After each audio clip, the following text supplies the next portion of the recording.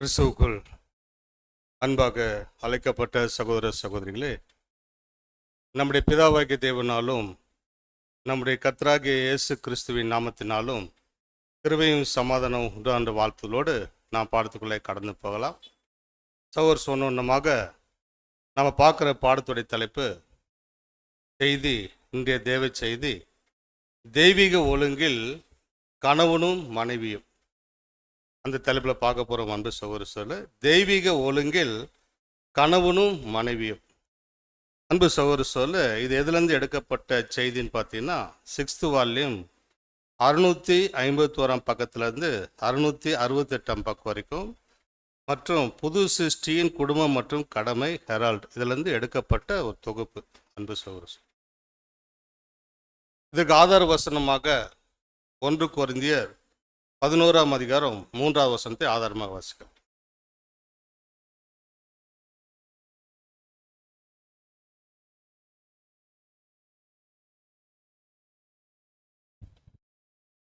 ஒவ்வொரு புருஷனுக்கும் கிறிஸ்து தலையாய் இருக்கிறார் என்று, ஸ்திரீக்கு புருஷன் தலையாய் இருக்கிறார் என்றும், கிறிஸ்துவுக்கு தேவன் தலையாய் இருக்கிறார் என்றும் நீங்கள் அறிய வேண்டும் என்று விரும்புகிறேன்.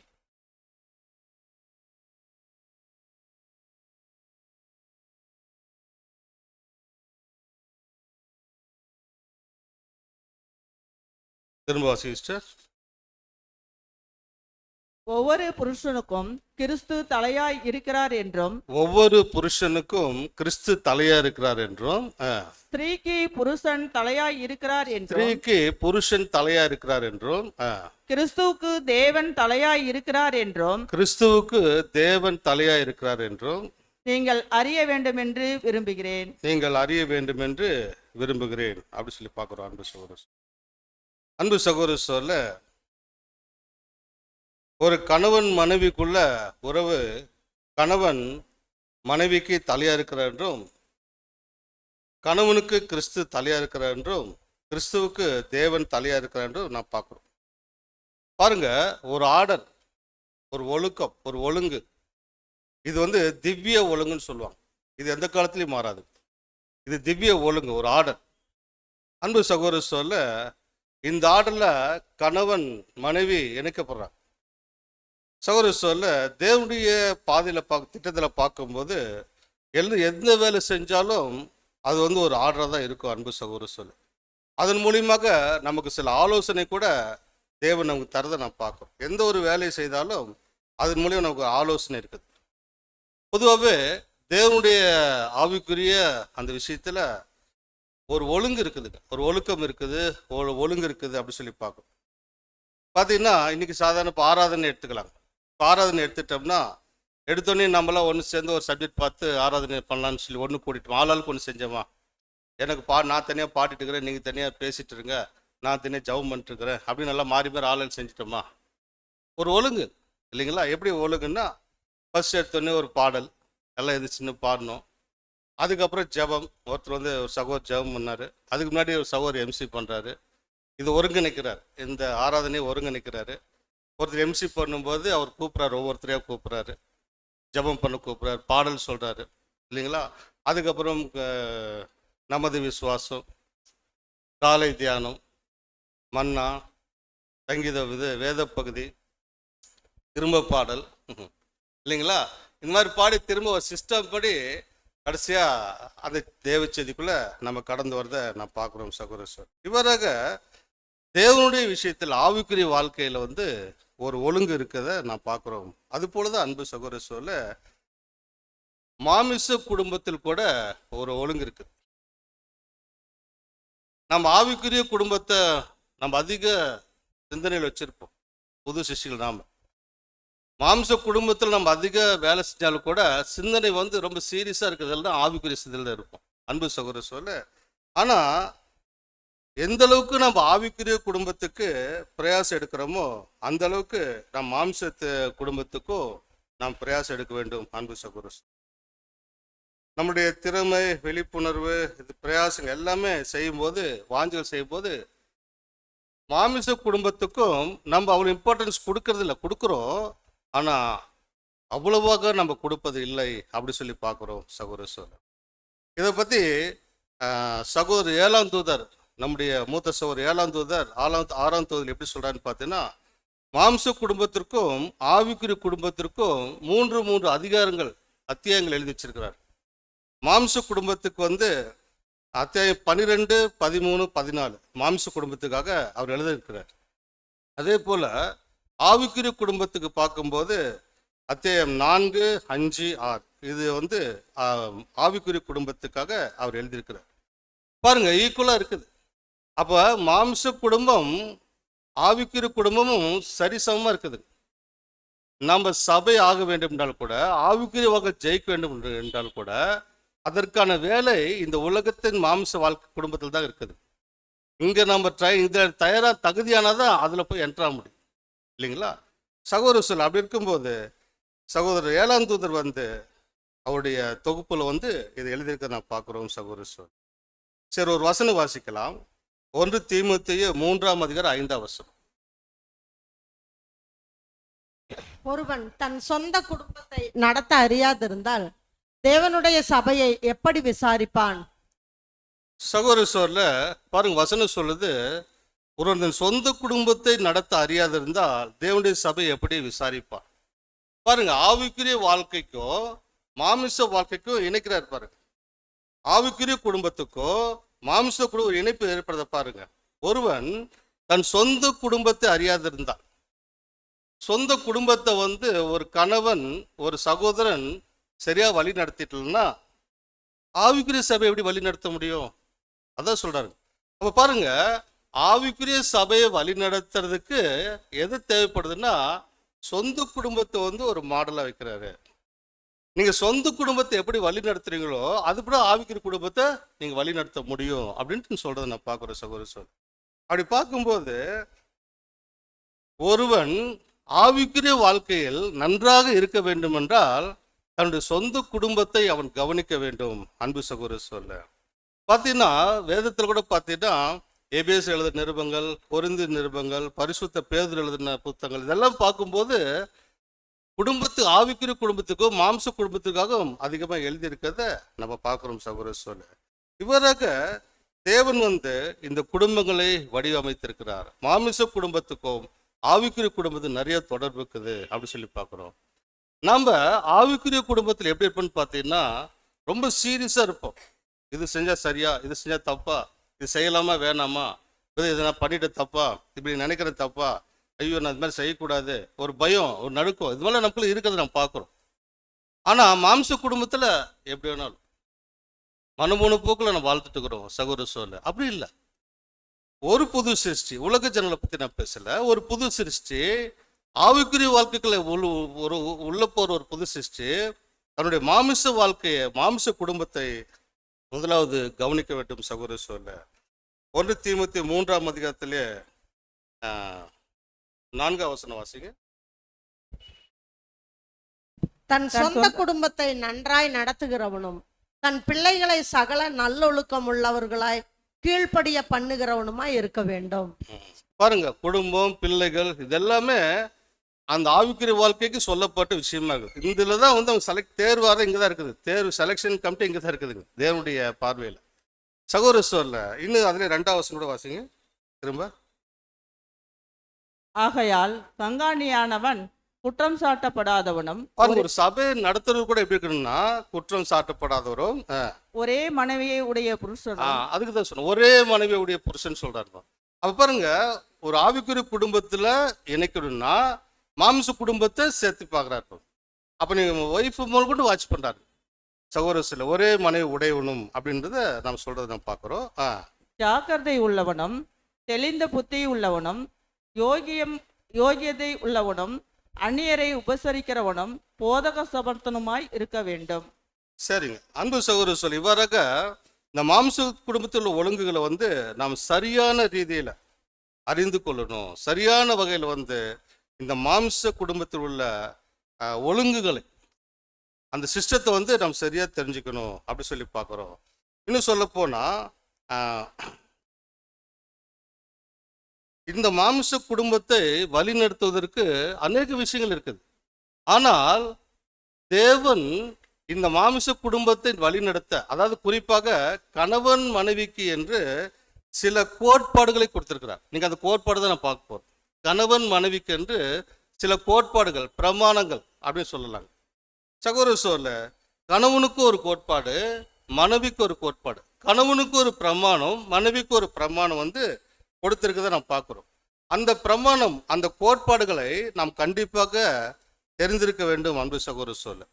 அந்த கோட்பாடுகளை ஒருவேளை நாம் தெரிஞ்சிருந்தோம்னா ஈஸியாக இந்த மாம்ச குடும்பத்தில் நாம் கடந்து போக முடியும். இந்த மாம்ச குடும்பத்தில் நாம் ஆவிக்குரிய குடும்பத்துக்கு தகுதியாகிறதுக்கு ஒரு வாய்ப்பாக இருக்கும் அப்படின்னு சொல்லி பார்க்குறோம். அந்த கோட்பாடு எப்படி இருக்குதுன்னு பார்த்தீங்கன்னா, நம்ம ஆவிக்குரிய வளர்ச்சிக்கு ஒரு ஃபார்முலா மாதிரி இருக்குது. சூத்திரம் சொல்லுவாங்க இல்லைங்களா? ஒரு கணக்கு போடும்போது அந்த ஃபார்முலா கொடுத்துட்டாங்கன்னா ஈஸியாக கணக்கு போட்டுருவாங்க. இந்த ஃபார்முலாலாம் கணக்கு போட முடியாது. அது போல தான் சகோதர சோர்ல இந்த ஆவிக்குரிய குடும்பத்திலேருந்து செலக்ட் ஆகிறதுக்கு, இந்த மாம்ச குடும்பத்தில் நம்ம போகணும்னா, இந்த மாம்ச குடும்பத்தில் ஜெயம் பண்ணணும்னா அதுக்கு ஒரு ஃபார்முலா இருக்குது. அதுதான் கோட்பாடுகள்.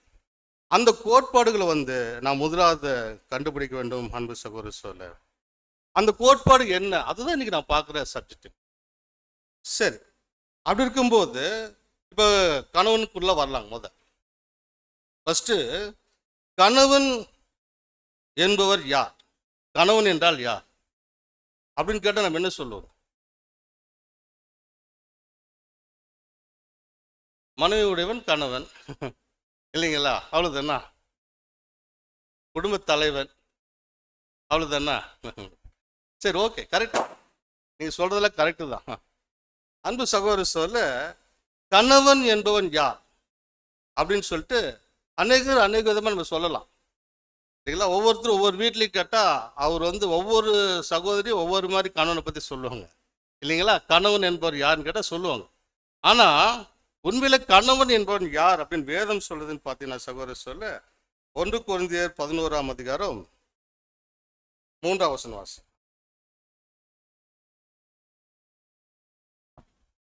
ஒவ்வொரு புருஷனுக்கும் கிறிஸ்து தலையாய் இருக்கிறார் என்று, ஸ்திரீக்கு புருஷன் தலையாய் இருக்கிறார் என்றும், கிறிஸ்துவுக்கு தேவன் தலையாய் இருக்கிறார் என்றும் நீங்கள் அறிய வேண்டும் என்று விரும்புகிறேன்.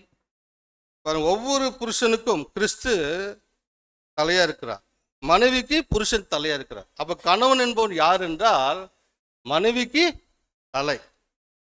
சகோதர சொல்லு, இதுதான் வேதம் சொல்லுது. கணவன் என்பவர் யார் என்றால் மனைவிக்கு தலையானவன் கணவன். இதை நாம் மறந்துடக்கூடாது. இது சகோதரிகள் மனைவிமார்கள் மறுக்கிறாங்களோ இல்லையோ, கணவர்கள் மறுக்கவே கூடாது. கணவன் என்பவர் யாருன்னா மனைவிக்கு தலையானவர் கணவன் அப்படி சொல்லி பார்க்கிறோம் சகோதர சொல்ல. அப்ப பாருங்க, வேதத்தின்படி ஒரு கணவன் என்பவன் மனைவிக்கு தலையா இருக்கிறார் அப்படின்னு சொல்லி பார்க்கிறோம். இது என்னன்னு பார்த்தீங்கன்னா, இது ஒரு தெய்வீக ஒழுங்கு இல்லைங்களா? ஏற்கனவே நம்ம சொல்றோம், தெய்வீக ஒழுங்கு. இது என்னைக்குமே மாறவே மாறாது. தெய்வீக ஒழுங்கு என்னைக்குமே மாறவே மாறாது சகோதர சொல்ல. இது தேவன் பரத்திலிருந்து கொடுத்த யூனிவர்சல் லா அப்படி சொல்லாங்க இல்லைங்களா? இது மாறவே மாறாது சகோதர சொல்ல. இவராக தேவன் ஒரு ஆர்டர் வச்சிருக்கார். ஒருவேளை கிறிஸ்துவுக்கு தேவன் தலை இல்லாத போயிட முடியுமா? அதெல்லாம் மாறவே மாறாது, என்னைக்குமே மாறாதுங்க. இதெல்லாம் எப்பயுமே கிறிஸ்துக்கு தலை தேவன். ஆயோட அரசாட்சியில் கூட கிறிஸ்து அந்த தேவன் கொடுத்தது வேலையை செஞ்சு கொடுத்துட்டு மீண்டும் அவர் சமூகத்தில் தான் பொறுமையாக நிற்பார் இல்லைங்களா? அவருக்கு அவர் தான் தலையா இருப்பார். அன்பு சகோதர சொல்ல, அப்படி இருக்கும்போது இது ஒரு யூனிவர்சல் சட்டம், திவ்ய ஒழுங்கு. இந்த திவ்ய ஒழுங்கை தேவன் ஏற்படுத்தி வச்சிருக்காரு புது சிருஷ்டியுடைய வாழ்க்கையில. இந்த திவ்ய ஒழுங்கை யாராலையும் மாற்ற முடியாது.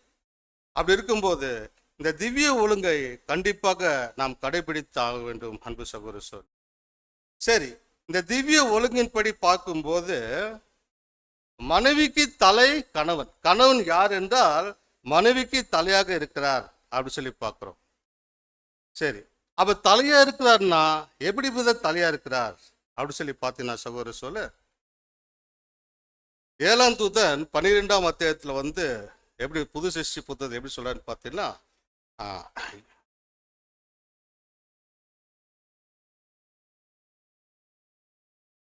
எந்த ஒரு ஆணையும் அவன் கணவர் பொறுப்புல தலைமை பொறுப்புல இருந்து விலகிட்டார்னா அவரை புது சிஷ்யோட வாழ்க்கையில அவரை தேவன் ஜெயம் கொண்டவராக அங்கீகரிக்க மாட்டார். இந்த குடும்பத்தில் என்னால் வாழ முடியல, என்னால் இந்த குடும்பத்தை நடத்த முடியாது, எப்படியோ போய்க்கோங்க, நான் ஆவிக்குரிய வாழ்க்கையை போட்டு நான் சாமி கடவுள் அப்படியே போயிடுறேன், அப்படியே வாழ்க்கையை நடத்திக்கிறேன் அப்படின்னு ஏன்னா ஒருத்தர் போயிட்டாங்கன்னா கண்டிப்பாக ஜெயம் பெற முடியுமா? செலக்ட் ஆக முடியுமா? வாய்ப்பு இல்லைங்க. எல்லாரும் சொல்றாரு, எந்த ஒரு கணவன்மாரும் தன்னுடைய தலைமை பொறுப்பை உதாசீனம் செய்துவிட்டால் அவர் இந்த ஆவிக்குரிய ஓட்டத்தில் ஜெயம் பெற முடியாது அப்படின்னு சொல்றதை பார்க்கிறோம். அன்பு சகோதரர் சொல்ல அப்படி இருக்கும்போது ஏழாந்தூதர் இந்த அளவுக்கு தைரியமா பேசுறோம்னா காரணம் என்னன்னா, வசனம், தேவனுடைய வார்த்தை, தேவனுடைய புத்தகத்தில் இருக்கிற வசனம் அவரை பேச வைக்கிறது. அன்பு சகோதரர் சொல்ல இவராக கணவனுக்கு கொடுக்கப்பட்ட அந்த கோட்பாடு எவ்வளவு முக்கியமா இருக்குது பாருங்க. சகோதரர் சொல்ல நம்ம இந்த ஓட்டத்துல ஓட வேண்டும் என்றால் இந்த மாமிச குடும்பம் எவ்வளவு முக்கியமா இருக்குது கணவனுடைய வாழ்க்கையில அப்படி சொல்லி பார்க்கிறோம். ஒரு வசனம் வாசிக்கலாம். 1 பேதுரு 3:7. 1 பேதுரு 3:7. அந்தபடி புருஷர்களே, மனைவியானவள் பலவீன பாண்டமா இருக்கிறபடியினால் உங்கள் ஜெபங்களுக்கு தடை வராதபடிக்கு நீங்கள் விவேகத்தோடு அவர்களுடனே வாழ்ந்து உங்களுடனே கூட அவர்களும் நித்திய ஜீவனாகிய கிருபையை சுதந்தரித்துக் கொள்ளுகிறவர்கள் ஆனபடியினால் அவர்களுக்கு செய்ய வேண்டிய கனத்தை செய்யுங்கள். அந்தபடி புருஷர்களே, மனைவியானவள் பலவீன பாண்டமா இருக்கிறபடியால் உங்கள் ஜெபங்களுக்கு தடை வராதபடிக்கு நீங்கள் விவேகத்தோடு அவருடைய வாழ்ந்து உங்களுடைய கூட அவர்களுக்கு நித்திய ஜீவனாகிய கிருபையை சுதந்திரத்துக் கொள்ளுதலாக இருக்கும்படி அவர்களுக்கு செய்ய வேண்டிய கனத்தை செய்யுங்கள் அப்படின்னு சொல்லி பார்க்கிறோம்.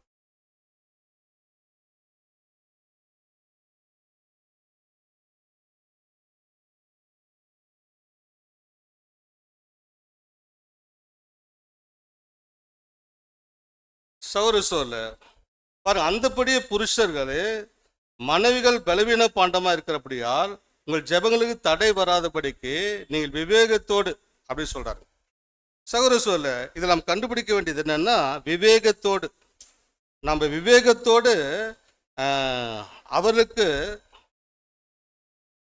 அவருடைய விவேகத்தோடு அவரோடு வாழ்ந்து உங்களுடைய கூட அவர்களுக்கு நித்திய ஜீவனாகிய கிருபையை சுதந்திரத்துக் கொள்வர்களாகும்படிக்கு விவேகத்தோடு அவருடைய வாழ்ந்து, ஃபாண்ட் சின்னதாயிடுச்சு அதனால தான் சரி ஓகே. விவேகத்தோடு அவருடைய வாழ்ந்து உங்களுடைய கூட அவர்களும் நித்திய ஜீவனாய் கிருபையை சுதந்திரத்துக் கொள்ளலாகபடியா உங்களுக்கு செய்ய வேண்டிய கணத்தை செய். விவேகத்தோட வாழ்த்து அப்படி சொல்லி பார்க்கணும். நம்ம ஜெபத்துல தடை வராதபடிக்கு, உன் மனைவி பலவீன பாண்டமா இருக்கனால ஜெபத்துல தடை வராதபடிக்கு விவேகத்தோடு அப்படின்னு சொல்றத பார்க்கிறோம். அன்பு சகோதரர் சொல்ல விவேகத்தோட நாம செய்ய வேண்டும் அப்படி சொல்றது பார்க்கிறோம். இன்னொரு வசனோட வாசிக்கலாம். எபேசியர் 5:23. கிறிஸ்து சபைக்கு தலையாய் இருக்கிறது போல புருஷனும் மனைவிக்கு தலையாய் இருக்கிறான், அவரே சரீரத்துக்கு இரட்சகராய் இருக்கிறார். சகோதரர் இந்த இடத்துல கவனிக்க வேண்டியது என்னன்னு பார்த்தீங்கன்னா, கிறிஸ்து புருஷனுக்கு தலையா இருக்கிறார் இல்லைங்களா? சகோதரர் சொல்ல அது போல புருஷன் மனைவிக்கு தலையா இருக்கும். இதுதாங்க அது கீவேர்ட். கிறிஸ்து புருஷனுக்கு தலையா இருக்கிறார், அது போல மனைவிக்கு கணவன் தலையா இருக்கிறார். புருஷன் கிறிஸ்து சகோதரர் சொல்ல தன்னுடைய மனவாட்டிக்கு தலையா இருக்கிறார். அவருடைய மனைவியாருங்க சபை இல்லைங்களா, அதுக்கு தலையா இருக்கிறார், மனவாட்டி தலையா இருக்கிறார். அது போல அப்ப கணவன் எப்படி மனைவி கிட்ட தலையா இருக்கணும்? தலைனா ஆளுக்கு செய்யறது, ஆர்டர் போடுறது, இந்த மாதிரியா? அப்படி இல்லை.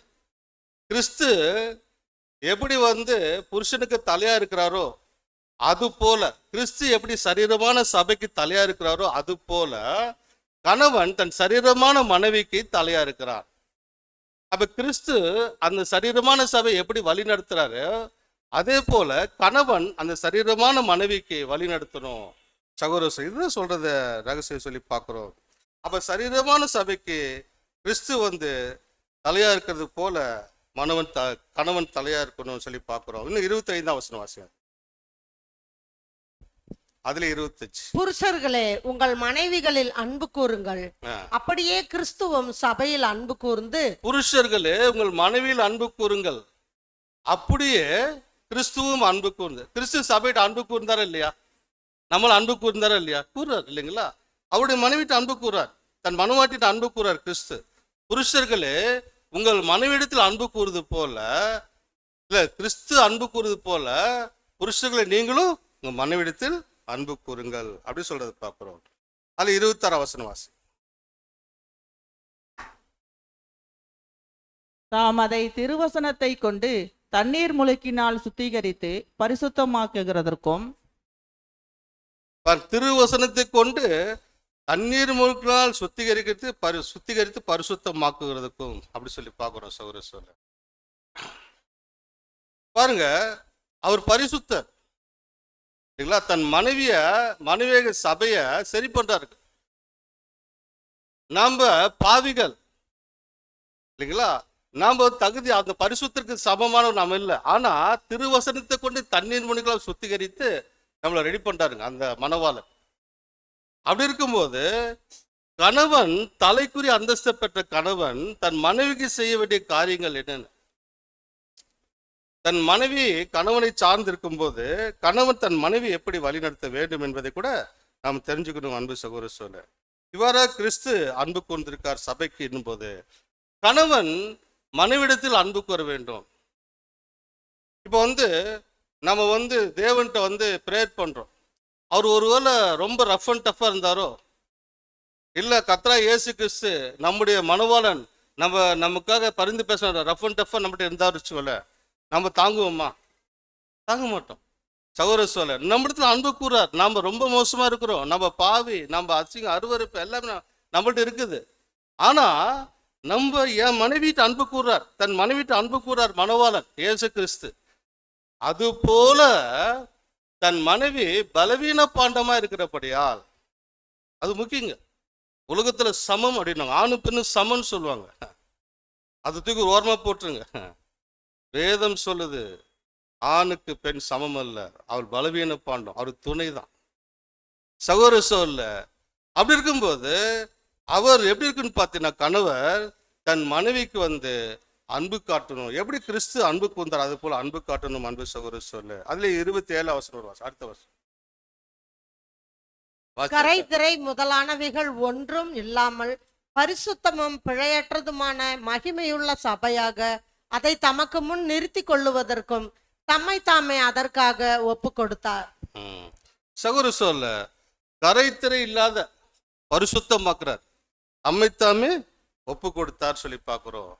அப்படி இருக்கும்போது நம்முடைய ஆவிக்குரிய அந்த நீதியின் வஸ்திரம் அனுதினமும் கரையாகுது, அனுதினமும் சுருங்குது, அனுதினமும் டாட் ஆகுது, அனுதினமும் அழுக்காகுது இல்லைங்களா?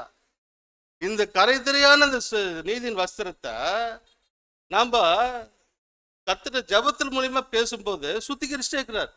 அது போல அன்பா சுத்திகரிக்கிறார். நம்ம எப்ப மன்னிப்பு கேட்டாலும் அன்பா சுத்திகரிக்கிறார். எப்ப எது கேட்டாலும் கேட்கறதுக்கு ரெடியா இருக்கிறாரு.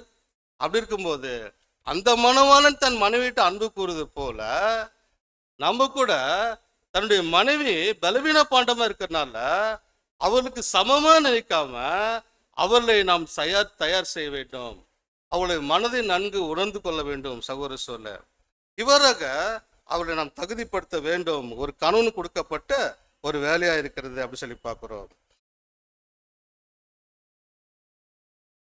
ஒரு வசனம் 1 பேதுரு 3:7 திரும்ப வாசி.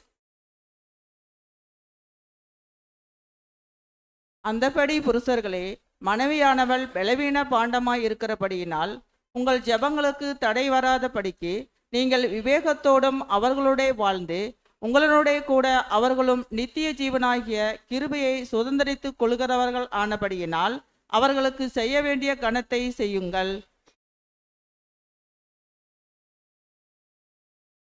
சகோதர சொல்ல இப்போ ஏற்கனவே வசனம் வசனம் இல்லைங்களா? அந்தபடியே புருஷர்களே மனைவியானவள் பலவீன பாண்டமா இருக்கிறபடியால் உங்கள் ஜெபங்களுக்கு தடை வராதபடிக்கு நீங்கள் விவேகத்தோடு, நம்ம ஜெபத்து தடை வராதபடிக்கு நம்ம விவேகத்தோடு அவர்களோடு வாழ்ந்து உங்களுடனே கூட அவர்களும் நித்திய ஜீவன கிருபையை சுதந்திரத்துக் கொள்வர்களாக இருக்க முடியும். நம்ம கூடயே டீமெட், நம்ம கூடயே அவர்கள் சுதந்திரத்தை நித்திய ஜீவன கிருபையை சுதந்திரத்துக் கொள்வர்களாக இருக்கும்படி அவர்களுக்கு செய்ய வேண்டிய கணத்தை செய்யுங்க. சகோதர சொல்ல இதுல பார்க்கும்போது இதுல ஃபர்ஸ்ட் நம்ம பார்க்க வேண்டிய விஷயம் பார்த்தீங்கன்னா, இதுல அந்த வசனத்தை 4ஆவே பிரிக்கலாங்க. ஃபர்ஸ்ட் பார்க்க விவேகம், அப்படி பார்க்கலாம். விவேகத்தோடு அந்தபடி புருஷரு மனைவியானவள் பலவீன பாண்டமா இருக்கப்படியால் உங்கள் ஜெபங்களுக்கு தடை வராதபடி நீங்கள் விவேகத்தோடு, அப்படி சொல்றார். என்ன விவேகத்தோடு? விவேகம்னா என்ன, எதை குறிக்குது? விவேகம் நம்ம எதை சொல்லுவோம்? விவேகத்தோடு நீங்க செய்யலன்னா, கணவன்மார் செய்யலன்னா நம்ம ஜபத்துக்கு தடை வந்துடும். ஜபம் ஒண்ணு இல்லைன்னா நாம எதுலையுமே தயாராக முடியாதுங்க. நம்ம அனுதினம் சுத்தி இருக்கிறதே ஜபந்தாங்க, தேவனை உடுவாடுறதே ஜபந்தாங்க. அப்படி இருக்கும்போது நமக்கு ஜப வாழ்க்கை இல்லாத போச்சுன்னா ஒண்ணுமே பண்ண முடியாது. அப்படி இருக்கும்போது விவேகத்தோடு, அதுதாங்க ஃபர்ஸ்ட் நம்ம செய்ய வேண்டிய விஷயம். அப்ப விவேகத்தோடு அப்படின்னு சொல்லும்போது என்ன விவேகத்தோடு? விவேகத்தோடுன்னு என்னன்னா, விவேகம்னு என்னங்க? நாலேஜ், கரெக்டுங்களா? நாலேஜ். விவேகம் இங்கிலீஷ்ல நாலேஜ்னு சொல்றாங்க. சகுரு சொல்ல அதை தமிழ்ல, தூய தமிழ்ல சொல்லணும் எப்படி சொல்லணும்னா, தெளிந்த புத்தியோடு. விவேகம்னா தெளிந்த புத்தியோடு. இப்ப அந்த வசனம் வாசிங்களே.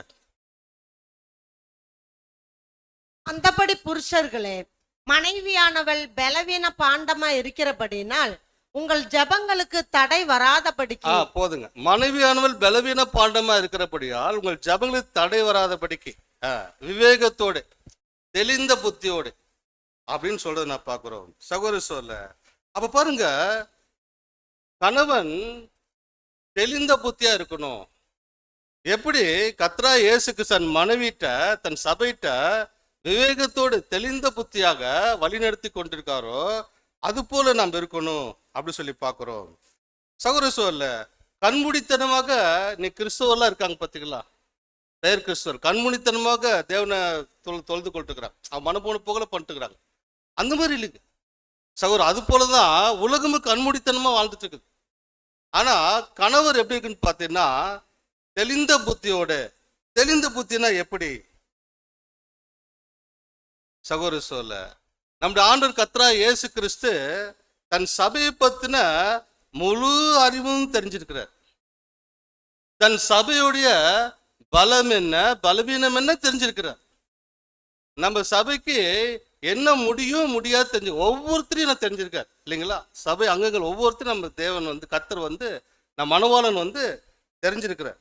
அது போல சகோதர சொல்ல ஒவ்வொரு கணவன்மாரும் தன் மனைவியிடத்தில் தெளிந்தவர்களா இருக்கணும், அவளை பற்றின அறிவு இருக்கணும், விவேகத்தோடு. முதலாவது தன் மனைவியை பற்றின அறிவு ஒவ்வொரு கணவருக்கும் இருக்கணும். அவளுடைய பலம் என்ன, அவளுடைய பலவீனம் என்ன, அவளுடைய ஸ்ட்ரென்த் என்ன, அவங்களோட திராணி என்ன, அவங்களால என்ன செய்ய முடியும், அவங்க என்ன செய்ய முடியாது, அவங்க எவ்வளவு கெப்பாசிட்டி, அவங்க எவ்வளவு தாங்குவாங்க, எதுக்கு மேல தாங்க மாட்டாங்க. ஒவ்வொரு கணவன்மாரும் தன் மனைவியை சரிசமமாக பார்க்காமல், மனைவி நமக்கு துணையாக தான் உண்டாக்கி இருக்கிறாரு, அவர் பலவீன பாண்டம் அப்படின்னு நினைச்சு மனைவியை தெளிந்த புத்தியோட அந்த மனைவியை கணவன்மார்கள் கண்டுபிடிக்கணும். மனைவியுடைய மனதை முதலாவது கண்டுபிடிக்கணும். மனைவியுடைய மனசை புரிஞ்சுக்கணுங்க. ஒரு கணவன் சரீர அங்கன்னு சொல்ற அந்த மனைவியின் மனதை புரிஞ்சுக்கணுங்க. அவங்க என்ன விரும்புறாங்க, என்ன வெறுக்க, அவங்க என்ன பேச வராங்க, அவங்க பேச விட்டு கேட்கணுங்க, அவங்க பேச்ச புரிஞ்சுக்கணுங்க. அந்த மாதிரி தெளிந்த புத்தி உள்ளவர்களாக விவேகத்தோடு அவங்க இருந்தால்தான் இவரு செலக்ட் ஆக முடியும் ஆவிக்குரிய வாழ்க்கையில. சபை தலையா இருக்கிறது யாரு? அவருக்கு மேல கிறிஸ்து. அப்ப இவர் இங்கெல்லாம் கட்டாமடான்னு பண்ணிட்டு மனைவியை சரியா வழி நடத்தாத மனுடைய எண்ணங்களை எதுவுமே கேட்காத இவர் ஜெபத்துல போய் தேவன்கிட்ட முறையிட்டா அந்த ஜெபத்துல கலந்துக்க முடியாது. அன்பு சகோதர சொல்ல, அதனாலதான் உங்கள் ஜெபத்திற்கு தடை வராமல் இருக்கும்படிக்கு விவேகத்தோடு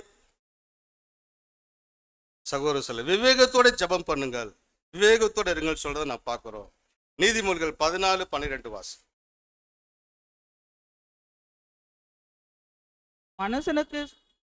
மனுஷனுக்கு செம்மையாய் தோன்றுகிற வழி உண்டு, அதன் முடிவோ மரண வழிகள். மனிதனுக்கு செம்மையாக தோன்றுகிற வழி உண்டு, அது முடிவோ மரண வழிகள். உலகத்துல பாத்தீங்கன்னா பெற்றோர்கள் பிள்ளைங்களுக்கு சொல்லி கொடுப்பாங்க, நீ இதம்மா அனுசரிச்சு போகணும், நீ இதம்மா அட்ஜஸ்ட் பண்ணிக்கணும், நீ இதம்மா விட்டு கொடுக்கணும் அப்படின்னு சொல்லி கொடுப்பாங்க. சகோதர சொல்ல அவர் என்ன பண்ணாலும் சரி, கல்லானாலும் கணவன் அப்படிலாம் சொல்லி கொடுப்பாங்க. சகோதர சொல்ல இது உலகம், தூக்கி ஒரு ஓரமா வச்சிருங்க, இது வேண்டாம் நமக்கு. புது சிருஷ்டி, நமக்கு ஒரு ஆர்டர் இருக்குங்க, நமக்கு ஒரு கணவன் இருக்கிறார். சபை பலவீனமா பலவீனம் இல்லையா? நம்ம பலவீனரா பலவான்களா?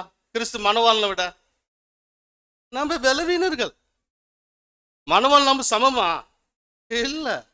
மணவாள் ஈக்குவலா நம்ம இருக்கிறோமா? இல்ல. நாம் பலவீனர்கள். நம்ம அப்படி இருக்கும்போது மணவாள் நம்மகிட்ட அன்பு காட்டுறாரு இல்லையா? அன்பு காட்டுறாரு. நம்மளை வெறுக்கிறாரா? இல்ல. நம்மளோட அன்பு காட்டுறாரு. எவ்வளவு பலவீனம் நம்மகிட்ட வெளிப்படுத்துறோம், எவ்வளவு முறை விழுகிறோம் கீழே, எதெல்லாம் செய்யக்கூடாதோ அதெல்லாம் நம்ம செஞ்சுட்டே இருக்கிறோம். எவ்வளோ வார்த்தைகள் கேட்டோம், எவ்வளோ சக்திகள் கேட்டோம், எவ்வளோ முறை தேவன் நம்மளை வழி நடத்தியோ நம்ம தேவனுக்கு விரோதமாக தான் நடந்துட்டே இருக்கிறோம், நம்ம வாழ்க்கையில போயிட்டே இருக்கிறோம். இருந்தாலும் என் மணவாளன் என்னிடத்தில் அன்பு காட்டுகிறேன். சபை இல்லைங்களா? சபை கிறிஸ்துவின் மணவாட்டி. மணவாளன் எப்படி இருக்காருன்னா அந்த மணவாட்டி மேல அன்பு செலுத்துறாரு. காரணம், தன் மனைவியை பற்றி நன்கு தெரிஞ்சிருக்கிறார். சபையை பற்றின அறிவு அவருக்கு இருக்குது, தெளிந்த புத்தியா இருக்கிறாரு. அது போல அதுக்கு மாடலா சொல்லப்பட்ட கணவன் மனைவி உறவு அப்படித்தாங்க. கணவர் விவேகத்தோட மனைவி நன்கு அறிஞ்சு சகோதர சொல்ல அவளுக்கு செய்ய வேண்டிய விஷயத்தை செய்யணும். அப்படி இல்லைன்னா நீதிமொழி திரும்ப 14:12 வாசிக்கல.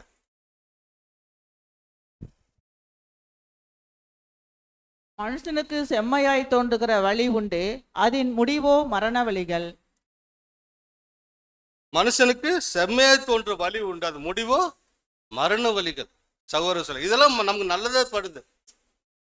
நான் இப்படிதாங்க, இல்லைன்னா அவ்வளோதான், என் குடும்பத்தை கண்ட்ரோல் பண்ண முடியாது, இப்படி சிட்டாலனா ஒன்றும் பண்ண முடியாது, இப்படி வச்சிருந்தா தான் ஒய்ஃப் நான் மெயின்டைன் பண்ண முடியும் அப்படின்னு சொல்லிட்டு சில செம்மையான வழிகள் நமக்கு இருக்குது. அது புது சிஷ்டி கடைபிடிச்சாங்கன்னா மரண வழி. அது நம்ம சபை அது வாய்ப்பு இல்லை. அன்பு சகோதர சொல்ல அது மரண வழி குறிக்குது அப்படி சொல்லி பார்க்குறோம். அப்படி இருக்கும்போது ஒவ்வொரு கணவரும் தன் மனைவியை சரியாக புரிந்து கொள்வதற்கு நீங்கள் முயற்சி எடுக்க வேண்டும். சகோதர சொல்ல அவருடைய குறைவு என்ன, அவருடைய பலம் என்ன, அவருடைய பலவீனம் என்ன, அவர்கள் புரிந்து அதன்படி அந்த கணவர்கள் அவர்களை வழி நடத்தணும். சகோதர சொல்ல அதுக்கான முயற்சி கண்டிப்பா ஒவ்வொரு கணவரும் எடுக்க வேண்டும் சொல்லி பார்க்கிறோம். இதை குறித்து 7ஆம் தூதர் பேசும்போது எப்படி சொல்றான்னு பார்த்தீங்கன்னா,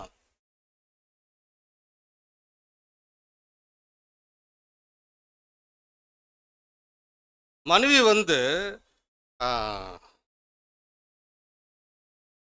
மனைவியை வழி நடத்தும் போது கணவன் சகோதர சொல்ல அதே தான் நம்ம ஏற்கனவே சொன்னதா சொல்றாரு. சகோதரி நிலைமை நன்கு அறிந்தவர்களாக இருக்கணும். அறிந்து அவர்கள் எப்படி இருக்கு பார்த்தீங்கன்னா, அவளை கடினமாக நடத்தாமல், கிறிஸ்து நம்மளை கடினமா நடத்தலைங்க, அவளை கடினமாக நடத்தாமல் சகோதரி நிலைமை நன்கு உணர்ந்தவர்களாக, அவள் சூழ்நிலை நன்கு உணர்ந்தவர்களாக அவள் கணவன்மார்கள் அவள் சிந்தித்து அவளை வழி நடத்த வேண்டும் சொல்லி பார்க்குறோம். சகோதர சொல்ல சுதான்னு சொன்ன போனால் உலகத்தில் பார்த்தீங்கன்னா எக்ஸாம்பிள் சொன்னால் விஞ்ஞானிகள் எடுத்துக்கலாங்களே, சயின்டிஸ்ட், அவங்களாம் பார்த்தீங்கன்னா நிறைய கண்டுபிடிக்கிறாங்க. மக்கள் தொகை அதிகரிக்க அதிகரிக்க, மக்கள் தொகை பெருக பெருக என்ன பண்ணுறாங்கன்னா அந்த உலகத்தினுடைய வளர்ச்சியை அதிகரிக்கிறாங்க. உதாரணம் சொல்ல போனால் இப்போ உணவு தானியங்கள் எடுத்துக்கலாமே, மக்கள் தொகையில் ஏற்ற மாதிரி தானியங்களும் அதிகமாகுது, உணவு தானியங்களும் அதிகமாகுது. அது அதிகமாக விளைச்சல் பண்ணுறாங்க. மற்ற காய்கறிகள் பழங்கள் இதெல்லாம் பார்த்தீங்கன்னா ஒரு செடியில் கம்மி தான் வருதுன்னா அது வருது அதுக்கு பத்தலைன்னா என்ன பண்ணுறாங்கன்னா ஹைபிரிட் போடுறாங்க. ஒட்டு தாவரம்லாம் வச்சு அதை ஹைபிரிட் பண்ணி அது அதிகமான விளைச்சலை கொண்டு வர்றது முயற்சி எடுக்கிறாங்க. இது மாதிரி கலப்பினங்கள் விலங்கு இது பால் கூட பார்த்தீங்கன்னா மனிதர்கள் அதிகரிக்க அவளுடைய தேவையை சந்திக்க இந்த பால் பத்தாதுன்னு சொல்லிட்டு சில மாடுகளை கலப்பின மாடுகளாக மாற்றி அதிக பால் கறக்கிற மாதிரி மாடுகளெல்லாம் உருவாக்குறாங்க. சகோதர இவராக உலக அறிவியல் அறிஞர்கள் உலக சயின்டிஸ்ட் தன்னுடைய வளர்ச்சிக்கு இந்த உலகத்துக்கு ஏற்ற மாதிரி எவ்வளோ மாடிஃபை பண்ணுறாங்க, எவ்வளோ வளர்ச்சிக்கு தேவையான மனிதர்களுக்கு தேவையானதை இன்க்ரீஸ் பண்ணுறாங்க. ஆனால் அன்பு சகோதர எந்த சயின்டிஸ்டாவது எந்த மனுஷனாச்சும் மனுஷனுக்குள்ள இருக்கிற தீமை தான் இவ்வளவுக்கு காரணம், அவனுக்குள்ள இருக்கிற தீமை எடுத்து போடுற மாதிரி ஒரு ஜீன் கண்டுபிடிக்கணும். அவனுக்குள்ள இருக்கிற ஜீன் தீமைன்ற ஜீன் எடுக்கிற மாதிரி எல்லாம் கண்டுபிடிக்க முடியுமா? கண்டுபிடிச்சாங்களா? ஆனால் கண்டுபிடிக்க முடியாது சகோதரர். என்னென்னமோ கண்டுபிடிக்கிறானுங்க, ஆனால் தீமைன்ற ஜீனை மட்டும் அவங்கள்ட்ட எடுக்க முடியாது. அது தேவனால் மட்டும்தான் முடியும் அன்பு சகோதர. அப்படி இருக்கும்போது முதல் ஸ்டெப் என்னன்னு பார்த்தீங்கன்னா நம் மனைவி கணவர்மார்கள் மனைவியை கண்டிப்பாக நன்கு அறிந்திருக்கணும் அன்பு சகோதர. அவருடைய நன்கு உணர்ந்தவர்களாக தெளிந்த புத்திகளாக இருக்கணும்னு சொல்லி பார்க்கணும். அண்டர்ஸ்டாண்டிங் இல்லைங்களா? மனைவி நன்கு உணர்ந்தவர்களாக புரிந்தவர்களாக அவர்கள் காணப்பட வேண்டும் அப்படி சொல்லி பார்க்கிறோம்.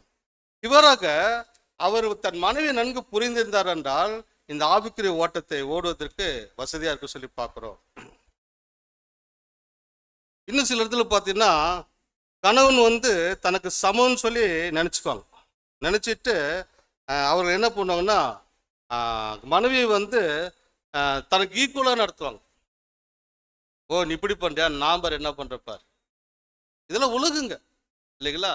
நீ பண்ண நான் அதே மாதிரி நானும் பண்ணுவேன், நீ எனக்கு கொஞ்சம் பிரச்சனை நான் அதோட பிரச்சனை பண்ணுவேன். இந்த மாதிரி ஈக்குவலாக சரிக்கு சமமாக நடத்துவார்கள் அன்பு சகோதர. அந்த மாதிரி இருக்கக்கூடாது சகோதர. அப்போ புது சிருஷ்டி பார்க்கும்போது ஒவ்வொரு முறையும் ஞாபகத்துக்கு வரணும். என்ன ஞாபகத்துக்கு வரணும்னு பார்த்தீங்கன்னா ஆதியாகமம் 2ஆம் அதிகாரம் 18ஆம் வசனம் வாசி.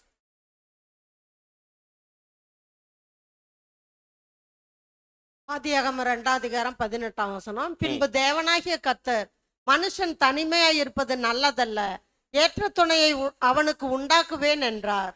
பாருங்க, தேவன் மனுஷனை ஆதாம படிக்கிறப்போ ஒரு வார்த்தை சொல்றாரு, ஏவாள் படிக்கிற ஒரு வார்த்தை சொல்றாரு, மனுஷியை படிக்கிற ஒரு வார்த்தை சொல்றாரு.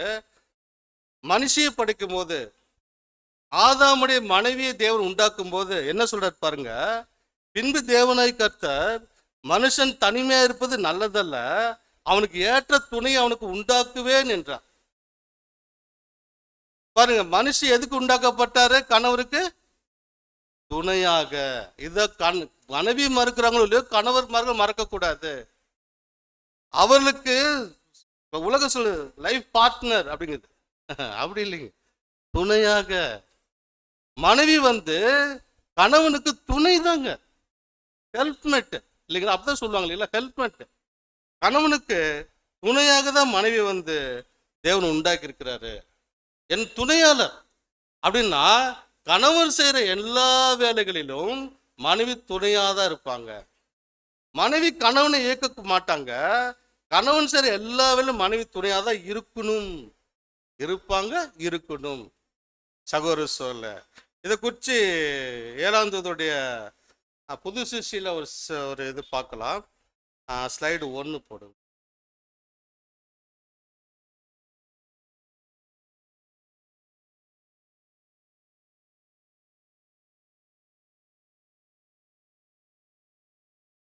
புது சிருஷ்டியின் நிழலான பூலோக திருமணத்தையும் அதன் பொதுவான கடமைகளையும் பொறுப்புகளையும் இன்றும் அதிகமாக மதிக்க வேண்டும்.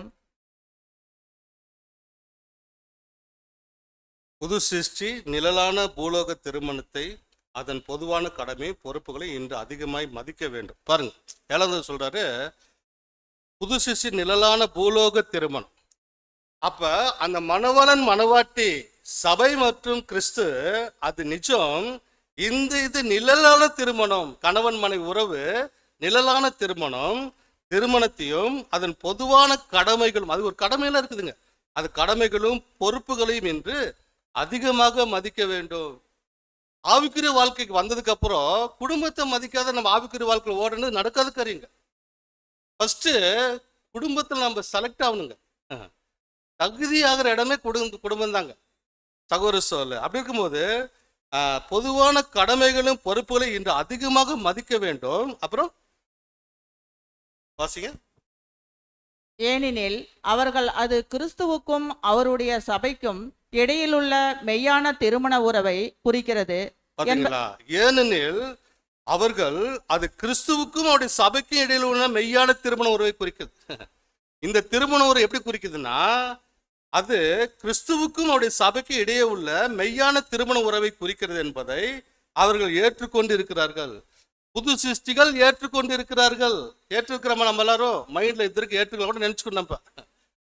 நம்ம திருமணமான நம்முடைய மனைவி அந்த தேவனுடைய மணவாளன் மணவாட்டிக்கு சாயலாக நம்ம இருக்கிறோம். அதுதான் என்று ஏற்றுக்கொள்ள வேண்டும். அதை ஏற்றுக்கொண்டு இருக்கிறார்கள். வாசிங்க அப்படி. இப்படியாக பார்க்கும்போது ஒவ்வொரு கிறிஸ்தவனும் தனது மனைவிக்கு செய்ய வேண்டிய கடமைகளையும் பொறுப்புகளையும் இப்படியாக பார்க்கும்போது ஒவ்வொரு கிறிஸ்தவனும் தனது மனைவிக்கு செய்ய வேண்டிய கடமையும் பொறுப்புகளையும் பாருங்க. உலகத்திலிருந்து நம்ம வந்திருக்கிறோம். உலகத்துல அம்மா அப்பா தாத்தா பாட்டியோட உறவுகள்லாம் பார்த்து வந்திருக்கிறோம். அவங்கெல்லாம் எப்படி தன் மனைவி வழிநடத்தாம கண்ணில் பார்த்துட்டு வந்திருக்கிறோம். அதே சிந்தை நமக்குள்ள இருக்குது. அன்பு சகோதர சொல்ல, புது சிஷ்யா வந்ததுக்கு அப்புறம் கணவன் மனைவி உறவை ஒரு புதுசை நல்லா தெரிஞ்சுக்கணும். அதெல்லாம் தூக்கி ஓரமா வச்சுட்டு, முன்னோர்களுடைய வாழ்க்கையெல்லாம் ஓரமா வச்சுட்டு, உலகத்தின் முன்னோர்களுடைய வாழ்க்கையை ஓரமா வச்சுட்டு, கணவன் மனைவி உறவை வேதத்தின் அடிப்படையில் பார்க்கணும். அது சபை மற்றும் கிறிஸ்துவுக்கு நிழலா இருக்கிறனால சகோதர சொல்ல, இப்படியாக பார்க்கும்போது ஒவ்வொரு கிறிஸ்தவனும் தன் மனைவிக்கு செய்ய வேண்டிய கடமைகளையும் பொறுப்புகளையும் அப்படி வாசிங்க. சபைக்கென மிகவும் உன்னதமான வகையில் முன்மாதிரியாக தன்னையே பலியாக இந்த ஆண்டவர் சபைக்காக நம்முடைய ஆண்டவர் தன்னையே பலி செலுத்திருக்கிறார். அப்படின்னா நம்ம ரெடியாகிறதுக்காக தன்னுடைய சரீரமே அந்த அளவுக்கு இறங்கி வந்திருக்காரு. பார்த்தீங்களா? தன்னையே பலியாக்கிட்ட சபைக்காக தன்னையே பலியாக்கிட்ட ஆண்டவர் தமது சபைக்காகவும் தற்போதைய வருங்கால தற்காலிகமான ஆவிக்குரிய நலன்களுக்காகவும் நமது சபைக்காகவும் தற்போது வருங்கால தற்காலிகமான ஆவிக்குரிய நலனுக்காகவும் அவர் எடுக்கும் அக்கறையில் காண்கிறார். அவர் எடுக்கும் அக்கறையில் பார்க்கிறார் சொல்லி பார்க்கிறோம். அப்படி வாசிக்கும். அதே போன்று மனைவியும் சபை ஆண்டவருக்கு என்ன கொண்டுள்ள கடமைகளையும் மனைவி எப்படி இருக்கணும்? சபை ஆண்டவருக்கு என்று கொண்டு கடமை மாதிரி மனைவி தன் கணவன் மேல ஒரு கடமை இருக்குது.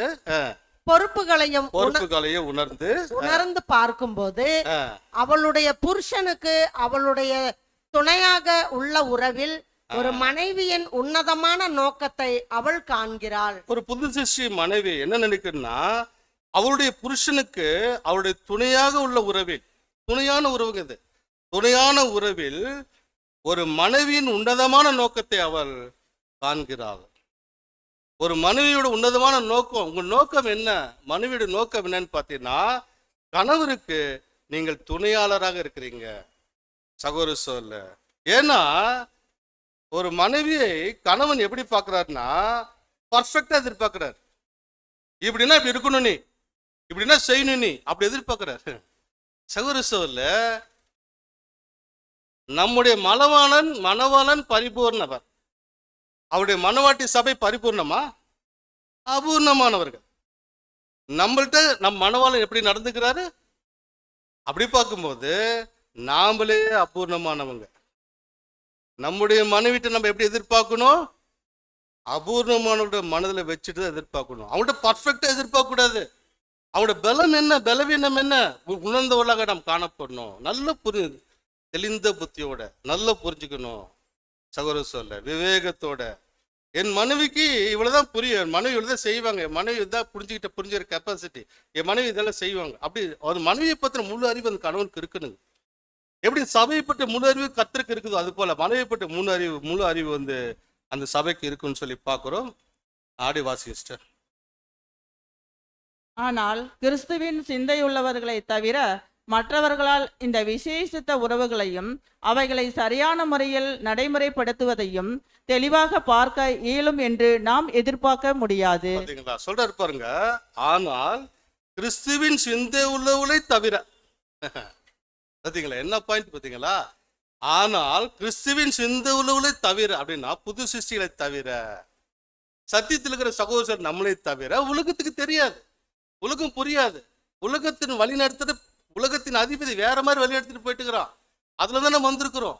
ஆனால் கிறிஸ்துவின் சிந்தை உடல்களை தவிர மற்றவர்களால் இந்த விசேஷ உறவுகளையும் அவைகளை சரியான முறையில் வாசிங்க அப்படியே சரியான முறையில் நடைமுறைப்படுத்துவதையும் தெளிவாக பார்க்க இயலும் என்று நாம் எதிர்பார்க்க முடியாது.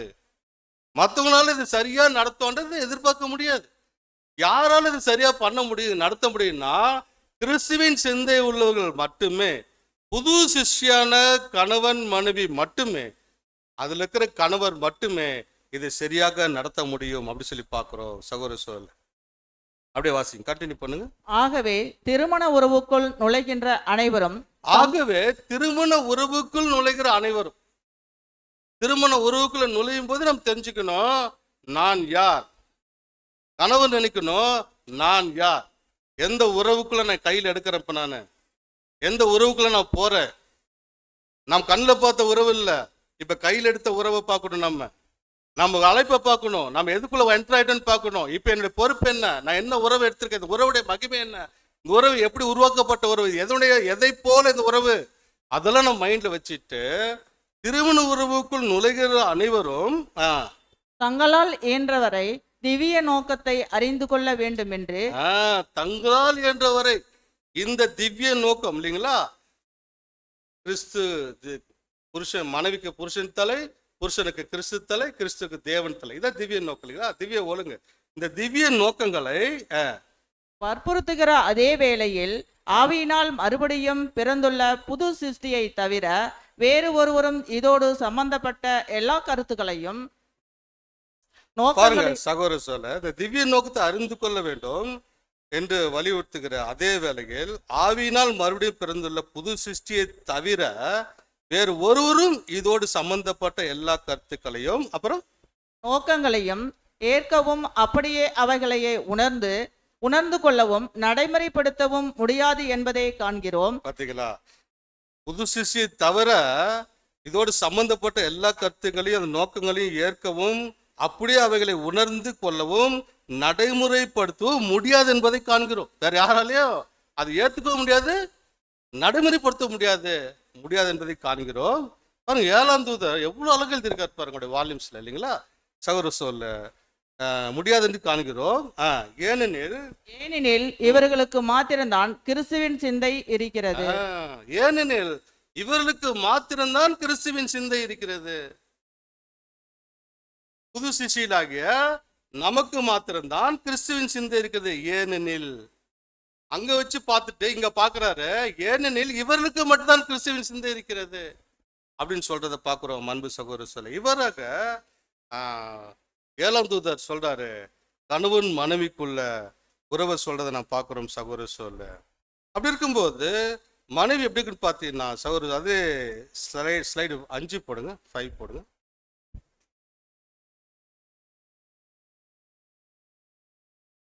மனைவி உயர்வானவளாக இருப்பது தெளிவாக காணப்படும் போது குடும்ப காரியங்களில் அனுசரித்து போவது மிக கஷ்டமான காரியமாக இருக்கும்.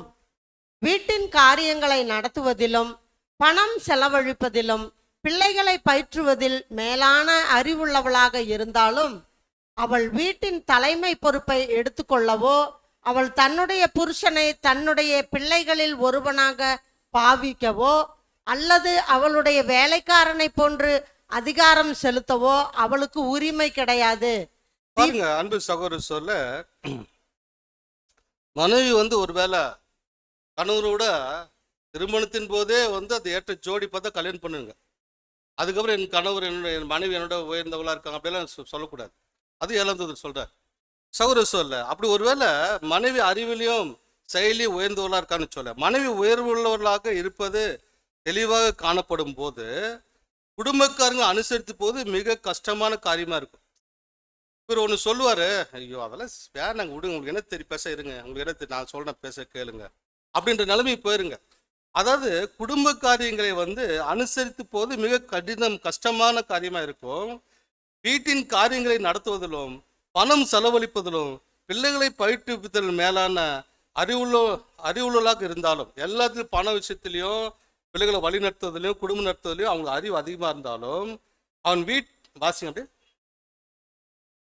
அல்லது அவளுடைய வேலைக்காரனை போன்று அதிகாரம் இல்ல, செலுத்தவோ, அவள் வீட்டின் தலை, அதுக்கு முன்னாடி சரி நான் வாசிச்சது. அவள் வீட்டின் தலைமை பொறுப்பை எடுத்துக்கொள்ளவோ, அதனால அந்த மனைவி அந்த வீட்டின் தலைமை பொறுப்பை எடுத்துக்கொள்ளவோ, அவள் தன்னுடைய புருஷனை தன்னுடைய பிள்ளைகளில் ஒருவனாக தன்னுடைய பாவிக்கவோ, புருஷனை தன் பிள்ளைகளில் ஒருவராக பாவிக்கவோ, அல்லது அவளுடைய வேலைக்காரனை போன்று அதிகாரம் செலுத்தவோ, அல்லது அவரை ஒரு வேலைக்காரனை போல அதிகாரம் செலுத்தவோ அவளுக்கு உரிமை கிடையாது. அவளுக்கு உரிமை கிடையாது.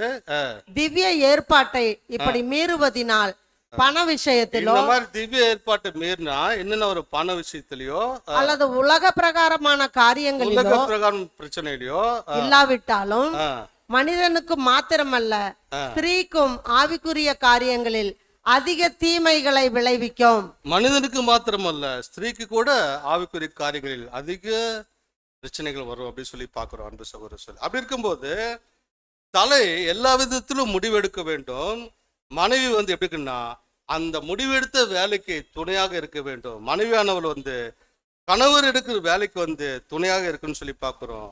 எந்த ஒரு பிளான் செஞ்சாலும் சகோதரர் சொல்ல கணவர் தான் அந்த பிளான் போடணும், அவர் தான் ட்ராக் போடணும். மனைவி பிளான் பண்ணக்கூடாது. மனைவி ஒரு விஷயத்துக்கு ட்ராக் போடக்கூடாது, இப்படி பண்ணு அப்படி பண்ணு சொல்லி தரக்கூடாது. அன்பு சகோதரர் சொல்ல அவள் இப்படி கணவரோட சேர்ந்து பயணிக்கலாம், அவரோட பேசலாம், என்ன இப்படி செய்யலாமா பண்ணலாமா, அவ்வளோ உதவியே இருக்கலாம். ஒரு ஹெல்ப் பண்ணிட்டு எப்படி இருப்பாங்க, கணவர் ஒரு செய்யறது இவங்களுக்கு இப்படி இருந்தால் ஐடியா நல்லாங்கன்னு இப்படி பண்ணலாங்களா, இப்படி செய்யலாங்களா, இப்படி பண்ணலாமா, ரெண்டு பேரும் கலந்து பேசிதாங்க அந்த குடும்பம் போகும். அந்த மாதிரி ஒரு ஹெல்ப்மேட் போல ஒரு துணையாளரை போல மனைவி இருக்குன்னு சொல்லி பார்க்குறோம் சகோதரர் சொல்ல. ஏனென்றால் மனைவி என்பவள் ஏற்கனவே சொல்லும்போது அவர்கள் ஈக்குவல் கிடையாது, அவர்கள் துணையாளர்கள், அவர்கள் பலவீனராக இருக்கிறனால சகோதரர் சொல்ல எல்லா விஷயத்திலும் அவர் சரியா நம்ம பார்க்க வேண்டாம். அவர் எல்லா ஆணுக்கு எல்லா சரீர பிரகாரமும் சரி எல்லா விதத்திலும் பலவீனர்கள் சொல்லி பார்க்குறோம். ஆணுக்கு சமமானவர்கள் கிடையாதுங்க. அவங்க நம்ம நிறைய பேர் நினைப்போம், நான் ஏன் பெண்கள் சமமா இருக்கக்கூடாது அப்படின்னு நினைக்கிறோம். உலகத்தில் அப்படி ஏமாத்திட்டு இருக்கிறானுங்க சகோதரர் சொல்ல. உண்மை சத்தியம் என்ன சொல்லுதுன்னா நீங்க சமமானவர் இல்லை. சரீர ரீதியாக ஒரு பெண்ணுக்கு இருக்கிற கஷ்டங்கள் ஆணுக்கு இருக்கா? இல்லைங்க. சரீர ரீதியாக கூட அவங்களுக்கு பலவீனர் தாங்க, மன ரீதியாக பலவீனர் தாங்க அவங்க சகோதரர் சொல்ல. அவங்கள நீ ஒரு கடினமா பேசிட்டா கூட கொடக்கூட தண்ணி வந்துருங்க அவங்க கண்ணுல இருந்து.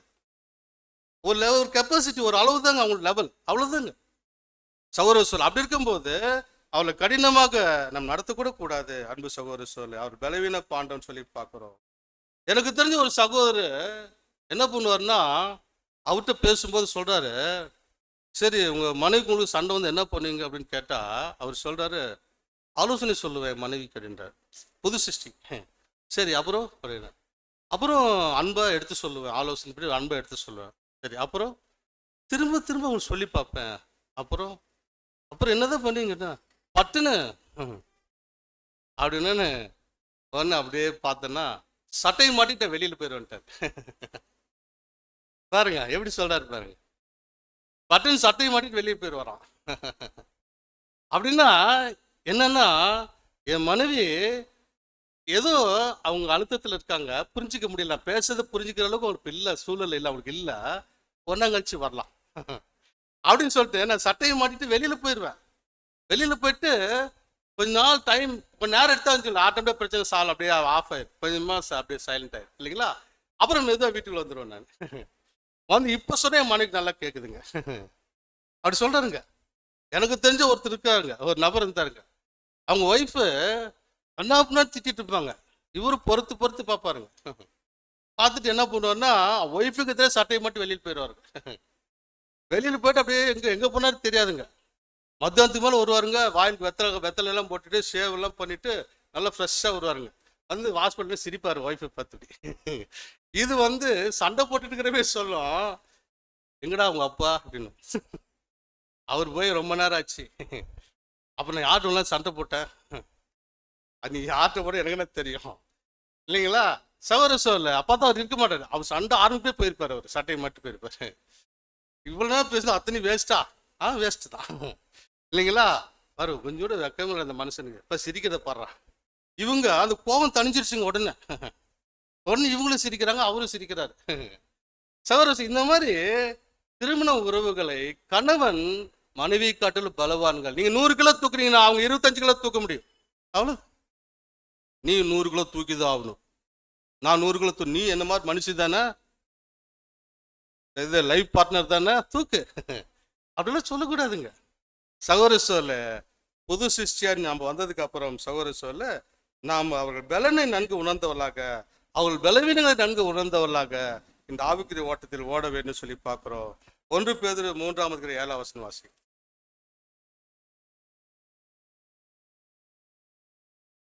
இப்பொழுது இருக்கிற வானங்களும் பூமியும் அந்தபடியே புருஷர்களே, மனைவியானவள் பலவீன பாண்டமாய் இருக்கிறபடியினால் உங்கள் ஜெபங்களுக்கு தடை வராதபடிக்கு நீங்கள் விவேகத்தோடு அவர்களுடைய வாழ்ந்து உங்களுடைய கூட அவர்களும் நித்திய ஜீவனாகிய கிருபையை சுதந்திரித்து கொள்ளுகிறவர்கள் ஆனபடியால் அவர்களுக்கு செய்ய வேண்டிய கனத்தை செய்யுங்கள்.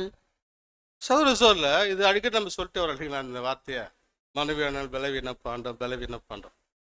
சகோதர சொல்ல நாம் வந்து மனைவிட்டு வந்து சரி நிகரா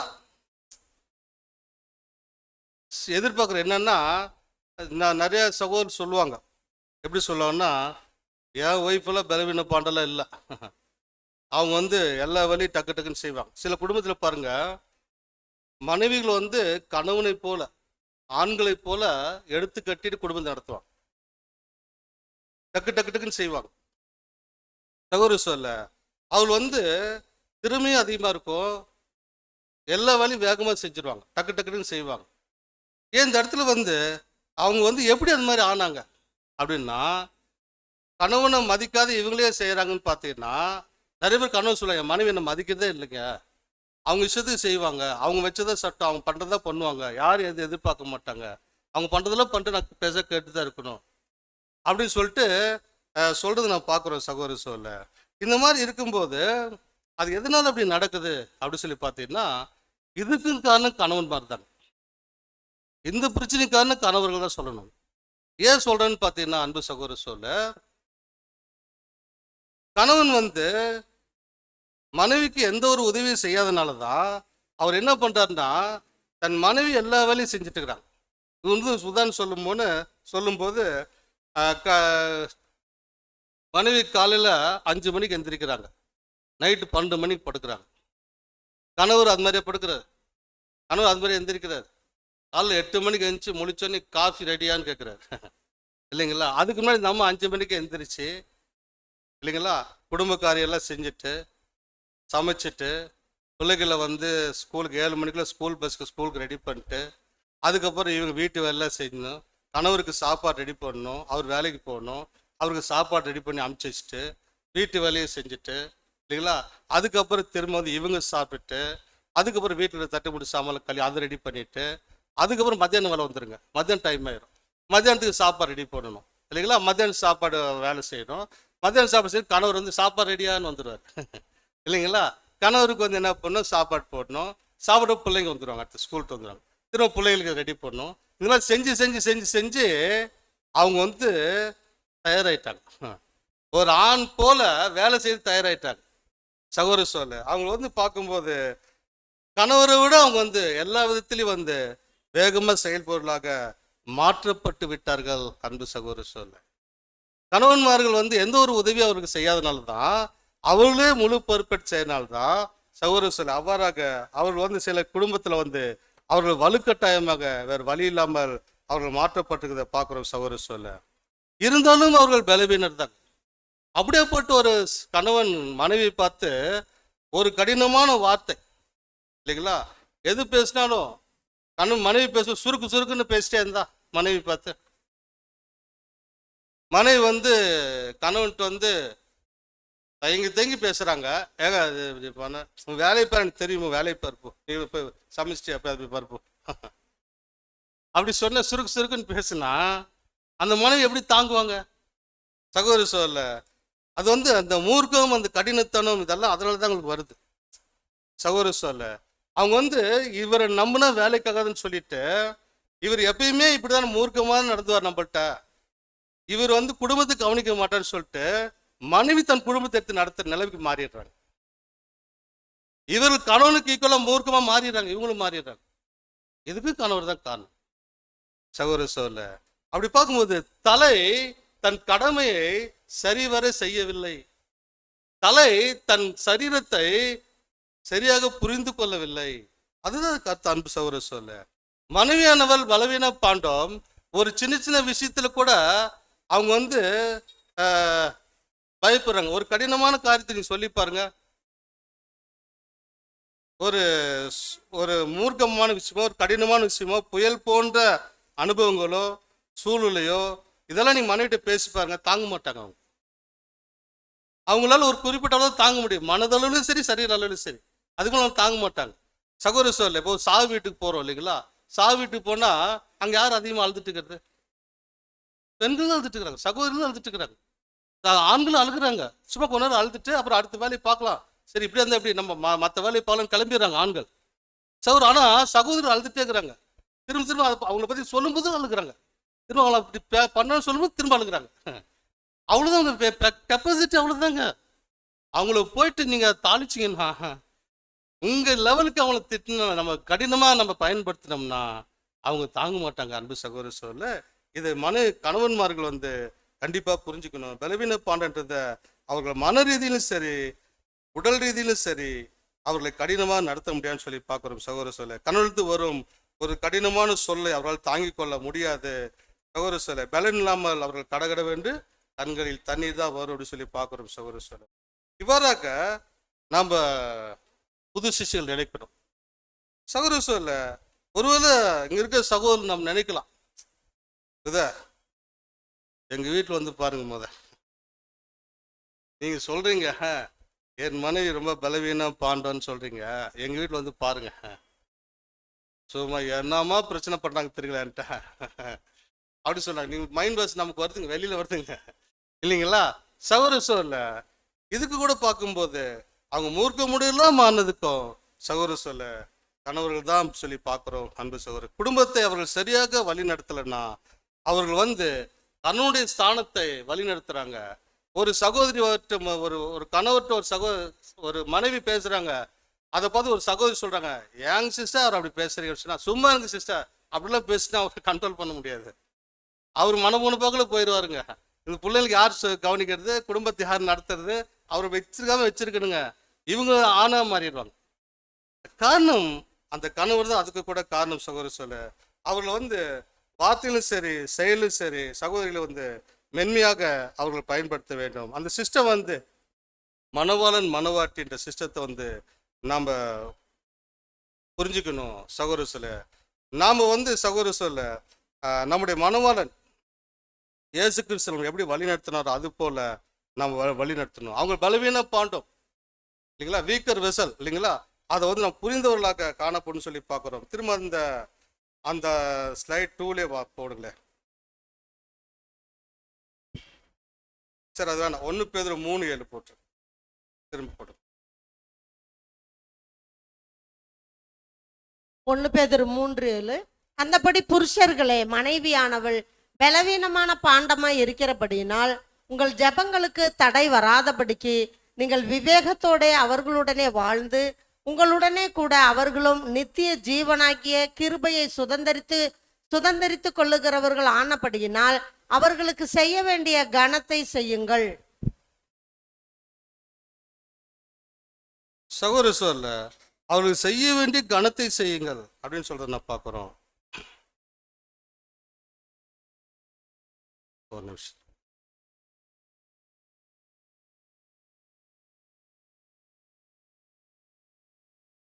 அவர்கள் செய்ய வேண்டிய கனத்தை செய்யுங்கள். ஹானர் சகோதர சொல்ல. அப்ப மனைவிகள் வந்து தன் கணவருக்கு செய்ய வேண்டிய கணத்தை செய்யணும் அப்படி சொல்லி பார்க்கிறோம். இல்ல, கணவர் வந்து தன் மனைவிக்கு செய்ய வேண்டிய கணத்தை செய்யணும் அப்படின்னு என்ன பண்ணலாங்க? இனிமேட்டு கணவன்மார்கள் காலை தூங்கி எந்திரிச்சோடனே மனைவி பார்த்து குட் மார்னிங், வணக்கம் அப்படின்னு சொல்லணுமா? அந்த மாதிரி ஹானர் பண்ணணுமா? மதிப்பு தரணுமா?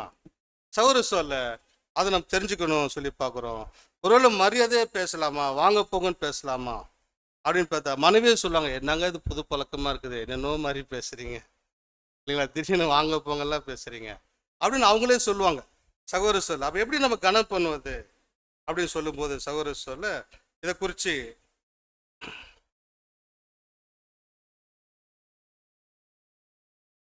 ஏழாம் தூதர் எப்படி சொல்றான்னு பார்த்தீங்கன்னா, கணவன் மனைவிக்கு கணம் பண்றதுன்னா எப்படின்னா, அவளுக்கு வந்து வணக்கம் சொல்றது, குட்மார்னிங் சொல்றது, அவங்களுக்கு அப்படி அந்த அந்த கணம் இல்லைங்க. அவருடைய அடிப்படை தேவைகளை கணவன் சந்திக்க வேண்டும், இதுதான் கணம். கணவன் தன் மனைவிக்கு தேவையான அடிப்படை தேவைகளை கணவன் சந்திக்க வேண்டும், கொடுக்க வேணும். அடிப்படை தேவைகள் என்னங்க? உணவு, உடை, இருப்பிடம் இல்லைங்களா? ஒரு கணவன் தன் மனைவிக்கு அடிப்படை தேவை தரணும். கோர்ட்லேயே கூட பார்த்தீங்கன்னா மெயின்டெனன்ஸ் கேஸ் போட்டாங்கன்னா அவர் வந்து நான் என் மனைவி நிறைய சம்பாதிக்க நான் சம்பாதிக்கவே இல்லைங்கன்னு கணவர் சொன்னார்னா ஜட்ஜு சொல்கிறாரு, நீ பிச்சையத்தோட கொடுத்தாகணுன்றார். நீ கணவன் யா, நீ பிச்சையத்தோட உன் மனைவி செஞ்சுதான் அவனுங்கிறார். சகோதர சொல்ல ஒரு கணவன் எப்படி மனைவியை கணவன் பண்ணணும்னா அவருடைய அடிப்படை தேவைகளை வீடு, உணவு, உடை இல்லைங்களா, அதை வந்து அவங்க செய்யணும், கண்டிப்பாக செய்யணும். சகோதர சொல்ல அடிப்படை தேவையை சந்திக்கணும் அப்படின்னு சொல்லி பார்க்குறோம். சகோதர சொல்ல இவராக அவர் அடிப்படை தேவைகளை சந்திக்கிறது மாத்திரம் அல்ல, அவருடைய மனதையும் புரிஞ்சு நடக்கணும். அடுத்ததுங்க, இப்போ நிறைய பேர் சொல்லுவாங்க, பாருங்க என் குடும்பத்துக்கு செய்ய வேண்டியதெல்லாம் செஞ்சுட்டேன், என்ன இல்லை பாரு, வீட்டை திறந்து பாருங்க, வீட்டை போய் பாருங்க, அரிசி இல்லையா, பருப்பு இல்லையா, ஜாமான் இல்லையா, பீரோ திறந்துப்பாங்க, புடவெல்லாம் அவங்களுக்கு தான், துணியெல்லாம் அவங்களுக்கு தான், எல்லா ட்ரெஸ்ஸும் அவங்களுக்கு தான் இருக்குது. என் துணி பாருங்க வெளியில் ஒரு ஓரமாக அடிச்சு, அதான் என் துணி இல்லைங்களா, பீரோ பூரா அவங்க தான் பிடிச்சி வச்சிருக்காங்க. சௌர சொல்ல இந்த மாதிரி எல்லா விஷயத்திலும் செஞ்சிருக்கிறேன், என் மனைவிக்கு செய்யாதில்லை, அவளுக்கு என்ன அத்தனையும் செஞ்சுட்டேன் அப்படின்னு சொன்னாலும் கூட மனைவியிடத்தில் அன்பு செய்யவில்லை என்றால், மனைவியை புரிந்து நடந்து கொள்ளவில்லை என்றால் இதுவும் கணம்தாங்க. ஒரு மனைவி எப்படி கணம் பண்றதுன்னா ஒரு மனதை புரிந்து நடக்கணும். கணவன் தன் மனைவிக்கு உனக்கு செய்ய வேண்டியதெல்லாம் செஞ்சுட்டேன், அது எப்படி சொல்லணும்னா தப்பா எடுத்துக்காதீங்க, நாய்க்கு சோறு போற மாதிரி போட்ட நாய் அப்படின்ற மாதிரி ஆயிடக்கூடாது இல்லைங்களா. சகோதரர் நம்ம செய்ய வேண்டியதெல்லாம் செஞ்சுட்டேன், நீ எப்படி போ, அவ்வளோதான், நான் என் கடமை முடிச்சுட்டேன், அவ்வளோதான். அப்படி இல்லைங்க, நீங்க செய்ய வேண்டியதெல்லாம் செஞ்சாலும் நீங்கள் வந்து இன்னும் இருக்குது மனைவியை புரிந்து அவளுக்கு செய்ய வேண்டிய கணம், அவளுடைய மனதை புரிந்து நடக்கணும். சகோதர சொல்ல என் கடமை செஞ்சுன்னு முடிவு பண்ணக்கூடாது. இதை குறித்து ஏழாம் தூதர்கிட்ட வந்து ஒரு சகோதரி ஒரு லெட்டர் எழுதுறாங்க. லெட்டர் எங்கே வருதுன்னு பார்த்தீங்கன்னா புது சிஷ்யன் குடும்பம் மற்றும் கடமைகள் புஸ்தகம், பேஜ் நம்பர் 101, ரீப்ரின்ஸ் வந்து 4093. அதில் வந்து அந்த புது சிருஷ்டி அந்த ஏழாம் தூதருக்கு வந்து ஒரு சகோதரி கடிதம் எழுதுறார். என்ன கடிதம் எழுதுறாருன்னு பார்த்தீங்கன்னா, அன்பு சகோதர சொல்ல, என் கணவரை பற்றி நான் உங்கள்கிட்ட எழுதுறேன், அவரு நான் தீமையாக பேசுறேன்னு நினச்சிடாதீங்க, அவளை நான் தரக்குறைவாக பேசுறேன்னு நினச்சிடாதீங்க. என் கணவர் ஆவிக்குரிய விஷயத்தில் நான் உங்கள்கிட்ட டிஸ்கஸ் பண்ண நினைக்கிறேன், ஷேர் பண்ணிக்கணும்னு நினைக்கிறேன். அதனால நான் சொல்றது என்னன்னா, என் கணவர் ஸ்பிரிச்சுவலாக ரொம்ப நல்லா இருக்கிறாரு, ஆவிக்குரிய வாழ்க்கையில் என் கணவர் நல்லா இருக்கிறாரு, எங்களையும் நல்லா வழி நடத்துறாரு, நல்லா தான் இருக்கிறோம். என் கணவர் எங்களுக்கு எந்த குறையும் வச்சதில்லை, எங்களுடைய தேவை அனைத்தையும் என் கணவர் செஞ்சுட்டு இருக்கிறார், எங்களுக்கு எல்லாம் என்ன குறையும் இல்லாத எங்களை எல்லாத்தையும் கணவர் கவனிக்கிறார், செஞ்சுட்டே இருக்கிறார். ஆனா என் மனசுல ஏதோ ஒரு வெறுமை இருக்கிறது, ஏதோ ஒரு உணர்வு வந்து திருப்தியில ஏதோ ஒரு கவலை எனக்குள்ள இருக்குது. என் கணவர் என்னோட என் உணர்வை புரிஞ்சிருக்கிறாரு கூட எனக்கு தெரியல, எனக்கு அப்படி நான் நினைக்கிறேன் அப்படின்னு சொல்லிட்டு, ஒருவேளை என் கணவன் செய்வது சரியா இல்லை நான் நினைப்பது சரியா, கொஞ்சம் எனக்கு விளக்கம் கொடுங்கள் அப்படின்னு கேட்கிறாரு. பாருங்க அன்பு சகோதர சொல்ல, என் கணவர் வரார், இவங்க எந்திரிக்கிறார், 8 மணிக்கு டிஃபன் ரெடியான டேபிள் உட்காரார், டிஃபன் வைக்கிறோம், சாப்பிட்றார், அப்புறமேட்டு பேகம் மாற்றார், வேலைக்கு போகிறார், திரும்ப சாயந்தரம் வரார், ரூமில் போயிட்டு ட்ரெஸ் சேஞ்ச் பண்ணுறார், புத்தகம் படிக்கிறார், பைபிள் படிக்கிறார், வால்யூம்ஸ் படிக்கிறார், ஜெபம் செய்கிறார், திரும்ப வந்து சாப்பாடு ரெடியான்னு வருகிறார், சாப்பிடுகிறார், திரும்ப போகிறார், படுக்க போகிறார், திரும்ப காலையில் எழுந்திரிச்சு நேரத்தில் எழுந்திரிக்கிறார், பைபிள் படிக்கிறார், வால்யூம்ஸ் படிக்கிறார், டிஃபன் ரெடியாக என்று வந்து உட்காருகிறார். இது மாதிரி ரொட்டீனாக செஞ்சுட்டு இருக்கிறார் என் கணவர்.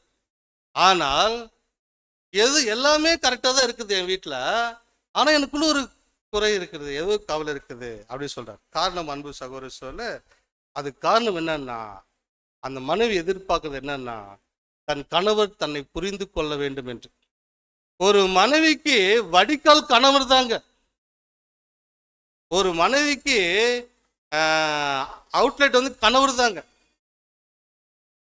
இப்ப நமக்கு வந்து ஏதாச்சும் ஒரு மனசு கஷ்டமா தான் என்ன பண்ணுவோம், நம்ம உடனே பைக் எடுத்துட்டு சல்லுன்னு ஒரு ஃபோன் பண்ணோம், எங்க இருக்க ஃப்ரெண்டுக்கு இல்லை சகோதரருக்கு ஃபோன் பண்ணி, எங்கே இருக்கீங்க, நான் வந்துடுறேன், கொஞ்சம் அங்கேயே இருங்க, நான் வரேன் அப்படின்னு அங்கே போயிட்டு அதில் பேசிட்டு, மனசு சரியில்லை கொண்டா பேசிட்டு, ஒரு டீ சாப்பிட்டு கொஞ்சம் டிஸ்கஸ் பண்ணிட்டு, அப்பா உங்கள்கிட்ட பேசணும், கொஞ்சம் ஃப்ரீ ஆகிட்டோம்பா அப்படின்னு வீட்டுக்கு வந்துடும். நம்முடைய மனைவி எங்கே போவாங்க?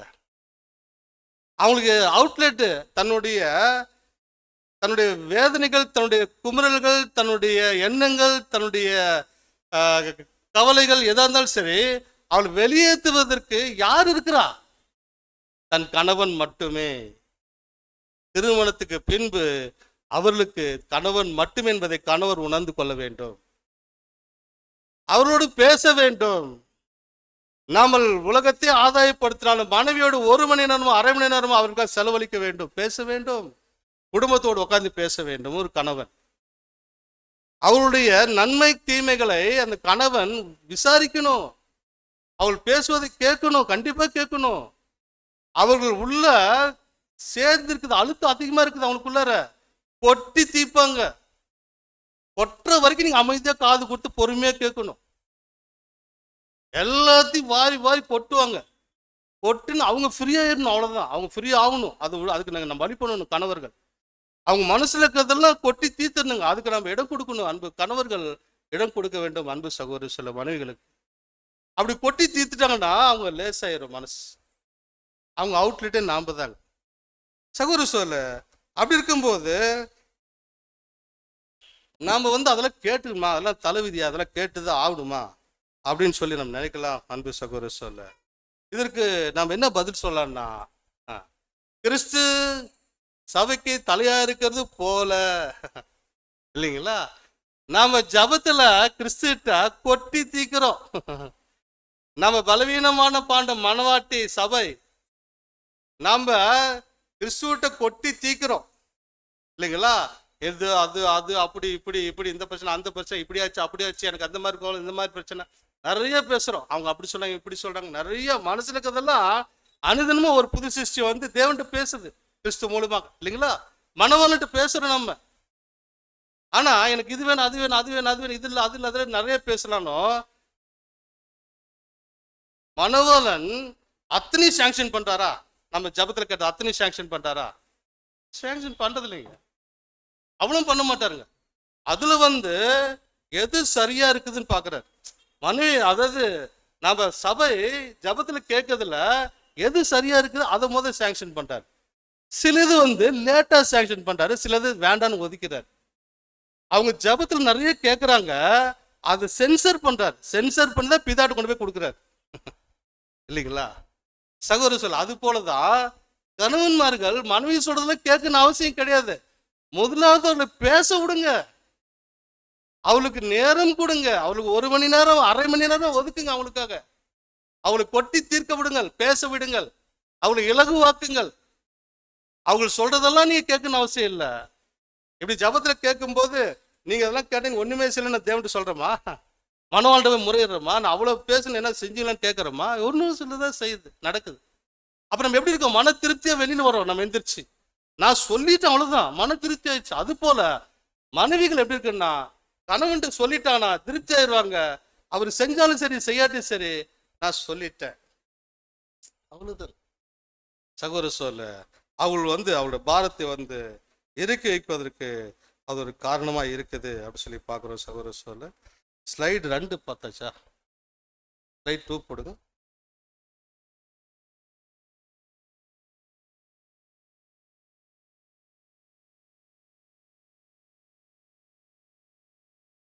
ஏழாம் தூதருடைய எழுத்துக்கள் கொஞ்சம் பார்க்கலாம். உண்மையான கிறிஸ்தவ புருஷன் கிறிஸ்துவின் சிந்தை உடையவனாக இருக்கிறபடியால் தன்னுடைய மனைவியை நேசிப்பான், அவளை அன்போடு பாதுகாக்கவும் அவள் மேல் அக்கறை செலுத்தவும் அவன் உடன்படிக்கை செய்து கொண்டதை நினைவு கூறுவான். மேலும் அவளுடைய சரீர தேவைகளை பூர்த்தி செய்வது மாத்திரமன்று, அவளுடைய இருதய வாஞ்சைகளையும் உணர்வுகளையும் பாதுகாக்க உடன்படிக்கை செய்து கொண்டதையும் நினைவு கூறுவான். இப்படிப்பட்ட ஒரு புருஷன் உண்மையான கிறிஸ்துவ புருஷன். எப்படி வைக்கிறார்? உண்மையான கிறிஸ்துவ புருஷன். அவர் உண்மையான கிறிஸ்துவ புருஷன் கிறிஸ்துவின் சிந்தை உடையவனாக இருக்கிறபடியால் தன்னுடைய மனைவியை நேசிப்பான். புரியுதுங்களா? தன் மனைவியை நேசிப்பான், அவளை அன்போடு பாதுகாக்கவும். பாருங்க எப்படி பாதுகாப்பு இல்லைங்க. எல்லா கணவரும் மனைவி பாதுகாப்பு போடுறாங்க, அந்த பாதுகாப்பு இல்லைங்க, அன்போடு பாதுகாக்கவும். அந்த அன்பு தாங்க முக்கியம். சகோதர சொல்லாத அன்போடு பாதுகாக்கவும் அவள் மேல் அக்கறை செலுத்தவும் அவன் உடன்படிக்கை செய்து கொண்டதை நினைவு கூறுவான். உடன்படிக்கை செய்வ நினைவு கூறணும். நம்ம செஞ்ச அக்ரிமெண்ட்ல அவருடைய தலையை நம்ம தலை கிறிஸ்துன்றதை ஞாபகம் வச்சுக்கணும். அந்த உடன்படிக்கை நினைவு கூர்ந்து நம்ம மனைவியை புது சிஷ்யர்கள் நினைக்கணும். திருமண உறவுகளை போகும்போது இதெல்லாம் படிச்சிருக்கணுங்க, அவங்களாம் தெரிஞ்சிருக்கணும். 6th வால்யூம் திருமணம் சொல்லி ஒரு தனி சாப்டர் இருக்குதுங்க, அது நல்லா கம்ப்ளீட்டா படிக்கணுங்க.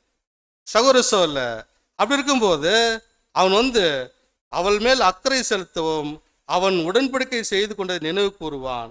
மேலும் அவளுடைய சரீர தேவைகளை பூர்த்தி செய்வது மாத்திரமன்று, உனக்கு என்னென்ன வேணும் அதெல்லாம் செய்து மாத்திரம் இல்லை. உதாரணம் சொல்ல போனா, இப்போ மனைவிக்கு தலைவலி வருதுன்னு வச்சோல, தலைவலி வந்துச்சுன்னா மனைவி ஆட்டு கேட்பாங்க, கண்ணவட்டு கேட்பாங்க, ஏங்க தலை ரொம்ப வலிக்குதுங்க, இடிக்குதுங்க, தலை டம்மு டம்மு இடிக்குதுங்க, என்ன பண்ண? கணவர் என்ன பண்றாரு? அதுதான் அந்த மருந்து இருக்கிறது, சாப்பிட வேண்டியதானே, அந்த தைலத்தை பூச வேண்டியதானே. என்கிட்ட தலை வலிக்குது நான் என்ன பண்ணிட்டேன், டாக்டரா அப்படின்னு பேசுனா சரியா இருக்குமா? சகோதர சொல்ல அப்படி பேசக்கூடாது. அங்க தலைவலியில மெயினா நம்மள சொல்றதுலேயே பாதி தலைவலி போன்றதாங்க பேசுறாங்க. அப்படியா தலைவலிக்குதா? எதனால சாப்பிட்டியா இல்லைங்களா? சகோதர சொல்ல அந்த கணவன் தன் மனைவிட்ட அந்த அன்போடு நடத்துக்கணும். அதான் சொல்றாரு, அவளுடைய சரீர தேவைகளை பூர்த்தி செய்வது மாத்திரம் என்று அவளுடைய இருதய வாஞ்சைகளையும்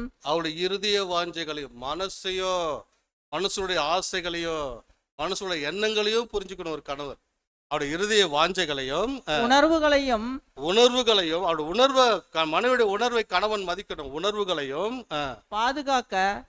இதான் பாதுகாப்புங்க. பாதுகாக்க மனைவி இல்லைன்னா உடஞ்சிருவாங்க. சரீர பலவீனம்னா நோய், எல்லா வியாதி வந்துருங்க அவங்களுக்கு. அதனால அதை மனித வாஞ்சையும் உணர்வுகளையும் பாதுகாக்கவும் உடன்படிக்கை செய்துள்ளதை நினைவு கூறுவான். அப்புறம் அவளுடைய இருதய இப்படிப்பட்ட ஒரு புருஷன் உணவு, உடை, உறைவிடம் ஆகிய தேவைகளை அளித்ததன் மூலம் இப்படிப்பட்ட ஒரு புருஷன் புது சிருஷ்டி. இப்படிப்பட்ட ஒரு புருஷன் உணவு, உடை, உறைவிடம் ஆகிய தேவைகளை அளித்ததன் மூலம் தன்னுடைய கடமைகளை செய்து விட்டான் என்று உணர மாட்டான். பார்த்தீங்களா? சகோதர சொல்ல ஒரு புருஷன் உணவு, உடை, உறைவிடம் ஆகிய தேவைகளை அளித்ததன் மூலம் தன்னுடைய கடமைகளை செய்து விட்டான் என்று உணர மாட்டான். ஒரு புதுசு அதோட கடமை முடிவு நினைக்கக்கூடாது. இது அடிப்படைங்க. அதுதான் பார்த்தீங்கன்னா மனைவி செய்ய வேண்டிய கணம். அவளை கணம் பண்ணுங்கள். எப்படி கணம் பண்றது? வாங்க அப்படியா சகோதரர், இதுதான் கணம். அவளுக்கு தேவைகளை மட்டுமல்ல, உணவு, உடை, இருப்பிடம் மட்டுமல்ல, அதோட புதுசு நினைக்க மாட்டான். உணவு உடை உறைவிடம் ஆகிய தேவைகளை அளிப்பதன் மூலம் தன்னுடைய கடமைகள் செய்து விட்டான் என்று உணர மாட்டான். அப்புறம் ஆனால் அவளுடைய மனம், பண்பு, ஆவிக்குரிய நலன்களையும் கவனிப்பதற்கு தனக்கு கடமைகள் உண்டு என்பதையும் உணருவான். மேலும் அவளுடைய நேரம் முழுவதும் வீட்டின் காரியங்களையும். சரிங்க. ஆனால் அவளுடைய மனம், அவருடைய மனம், பண்பு, ஆவிக்குரிய நலன்களையும் கவனிப்பதற்கு. மனைவியுடைய ஆவிக்குரிய நலனை யாருங்க உருவாக்க முடியும்? அதுக்கான சூழலை யார் கொண்டு வர முடியும்? இப்ப நாம் நிறைய லிங்க்ல இருக்கோம். நிறைய ஒரு கணவன்மார்கள் வந்து நிறைய தன் ஆவிக்குரிய வளர்ச்சி யூஸ் பண்ணிக்கிறாங்க. மனைவிகளுக்கு என்னென்ன கொண்டு வர முடியுமோ, என்னென்ன சேர்க்கணும், அவங்களுக்கு ஷேர் பண்ணணும்னு ஒரு கணவன் மனைவிட்ட அவங்களுக்கு சில வாய்ப்புகளை ஏற்படுத்தி கொடுக்கல. மனைவிகளுக்கு கணவர்கள் சரிங்களா, அவங்க ஆவிக்குரிய வாழ்க்கையிலும் கூட சரி சகோதர சொல்ல அது கடமைப்பட்டுள்ளான். ஆனால் அவளுடைய மனம், பண்பு, ஆவிக்குரிய நலன்களை கவனிப்பதற்கு தனக்கு கடமை உண்டு என்பதை உணர்வான். மேலும் அவளுடைய நேரம் முழுவதும் வீட்டின் காரியங்கள், அதாவது அதே நேரத்தில் வந்து இதுவே வேலையா இருக்கக்கூடாது கணவனுக்கு. அவரும் மனைவியை பார்த்துட்டு இவரை விட்டுறக்கூடாது, இவர் போற ஓட்டத்தை நிறுத்திடக்கூடாது, இதே வேலையா இருந்துடக்கூடாது, முழு காரியமா இருந்துடக்கூடாது, தேவையை கணிச்சுட்டே இருக்கக்கூடாது, அவள் தேவைகளை சந்திக்கணும் அப்படி சொல்லி பார்க்கிறோம். தேவைகளை கவனிப்பதில் இருந்து விடாமல் பார்த்து கொள்ளுவான். தன்னால் இயன்றவரை அவளுடைய மனதும் இருதயமும் வளர்ச்சி பெற முயற்சிப்பதுடன் தன்னுடைய தலைமையையும் குடும்பத்தையும் அதன் காரியங்களையும் ஒழுங்குபடுத்த உபயோகிப்பதினால் தன்னால் இயன்றவரை அவளுடைய மனதும் இறுதியும் வளர்ச்சி பெற முயற்சிப்பதுடன், மனசு இறுதியும் வளர்ச்சி அடைறதுக்கு அவர் தான் எடுக்கணுங்க. முயற்சிப்பதுடன் தன்னுடைய தலைமையை குடும்பத்தில் அதன் காரியங்களை ஒழுங்குபடுத்த உபயோகிப்பதனால், அதுதான் தலைமை. அவனுடைய தலைமை அதுதான் நோக்கம். நான் தலைமை, நான் தான் தலைவர், வீட்டின் தலைவர். அந்த தலைமை அப்படிதான் அவங்க பயன்படுத்தணுங்க. சகோதர சொல்ல தன்னுடைய தலைமையை குடும்பத்தில் அதன் காரியங்களை ஒழுங்குபடுத்த உபயோகிப்பதனால் வாசிங்க, அவளுக்கு ஆவிக்குரிய ஐக்கியம் கொள்ளவும் அந்த சகோதரிக்கு ஆவிக்குரிய வகையிலையும் ரெடி பண்ணி கொடுக்கணுங்க அவர். சகோதர சொல்ல அது ரொம்ப முக்கியமா இருக்குன்னு சொல்லி பார்க்கிறோம். ஆவிக்குரிய ஐக்கியம் கொள்ளவும், சத்தியத்தை படிப்பதற்கும் அவகாசம் பெறவும் முயற்சி செய்வான். சத்தியத்தை பெறுவது அவகாசம் உதவி செய்வான். சகோதர சொல்ல அப்படின்னா இப்போ வந்து ஒரு சபைக்கோ இல்லை ஆவிக்குரிய கொடுத்துக்கோ டைம் ஆச்சு, மனைவி வேகமா அது ரெடி ஆயிட்டு இருக்கிறாங்க. கணவர் கண்டிப்பா டைம் ஆச்சு வா, இல்லை ஒன்றும் வேலை அப்படி வா, நான் திருப்பி இப்போ ரெடி ஆகும் அப்படி சொல்லி ஏதோ உதவி செய்யணும் அப்படி சொல்றாங்க. ஆனா எந்த கணவர் அது மாதிரி செய்ய முடியல. நான் ரெடியா நீ இன்னும் என்ன பண்ற அப்படிதான் கேட்குறாங்க. சகோதர சொல்ல ஆனா வேதம் சொல்லுது, சகோதரர் 7ஆம் தூதர் சொல்றாரு, என்ன சொல்றேன்னா அதுக்கு முயற்சி செய்யுங்க அப்படி சொல்றாரு. வாசிங்க. இப்படி இருக்கிற ஒரு புருஷன் மானிட குடும்பத்தில் உள்ள மற்றவர்களைப் போலவே தனக்குள்ளும் தன்னுடைய அழிவுக்குரிய சரீரத்தில் அதிகபட்சமோ குறைந்தபட்சமோ சுயநலம் பாதித்து இருக்கிறது என்பதை மறக்க மாட்டான். இது வந்து இது சுயநலம் இல்லைங்க சகோதர சொல்ல, இது நம்ம குடும்பத்தின் மேல நம்ம வச்சிருக்கிற அக்கறைன்னு சொல்லி பார்க்கிறோம் சகோதர சொல்ல. மேலும் அவன் ஒரு புது சிருஷ்டியாக இருப்பதினால் இப்படிப்பட்ட ஒரு மனநிலை மற்றவர்களுக்கு மாத்திரமல்ல, விசேஷமாக தன்னுடைய மாம்சமும் இது வந்து மற்றவர்களுக்கு அவன் செய்யல இல்லைங்களா சகோதர சொல், தன் மாம்சத்தில் மாம்சமும் எலும்பில் எலும்புமாய் இருக்கிற தன்னுடைய மனைவிக்கும் குழந்தைகளுக்கும் கஷ்டத்தையோ தீங்கையோ விளைவிக்காதபடி கவனமாக பார்த்து கொள்ளுவான். இதுதான் செய்யறாரு கணவனுடைய தலைமை பொறுப்பு. ஒரு தலைமைன்னா நான் தலைவர்னா அதுக்கு ஒரு பொறுப்பு இருக்குதுங்க. அது என்ன பொறுப்புன்றது ஒவ்வொரு டிபார்ட்மெண்ட்டுக்கு இருக்குதுங்க இல்லைங்களா. ஒரு தலைவர்னா அவருக்கு என்னென்ன வேலை இருக்குங்க. அப்ப குடும்பத்தின் தலைவருக்கு என்னென்ன பொறுப்பு இருக்குது உலகத்துல. புது சிஷ்யர்களுக்கு தலைமை பொறுப்புல இருக்கும்போது கணவர்களுக்கு என்னென்ன பொறுப்பு இருக்குன்னு சொல்லி பார்க்கிறோம் சகோதர சொல்ல. ஏனென்றால் மனைவிக்கு உலகமே யாருன்னா கணவர் தான். எல்லா கஷ்டம் நஷ்டம் எல்லாம் அவர்கிட்ட தான் சொல்லணும் இல்லைங்களா. அதான் அவர் மனைவி உருவாக்க என்ன சொல்றாருங்க, ஆதியாகமம் 13:16.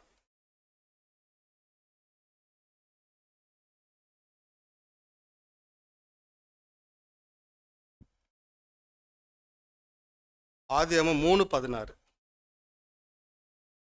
அவர் ஸ்திரீயை நோக்கி, நீ கர்ப்பவதியாய் இருக்கும்போது உன்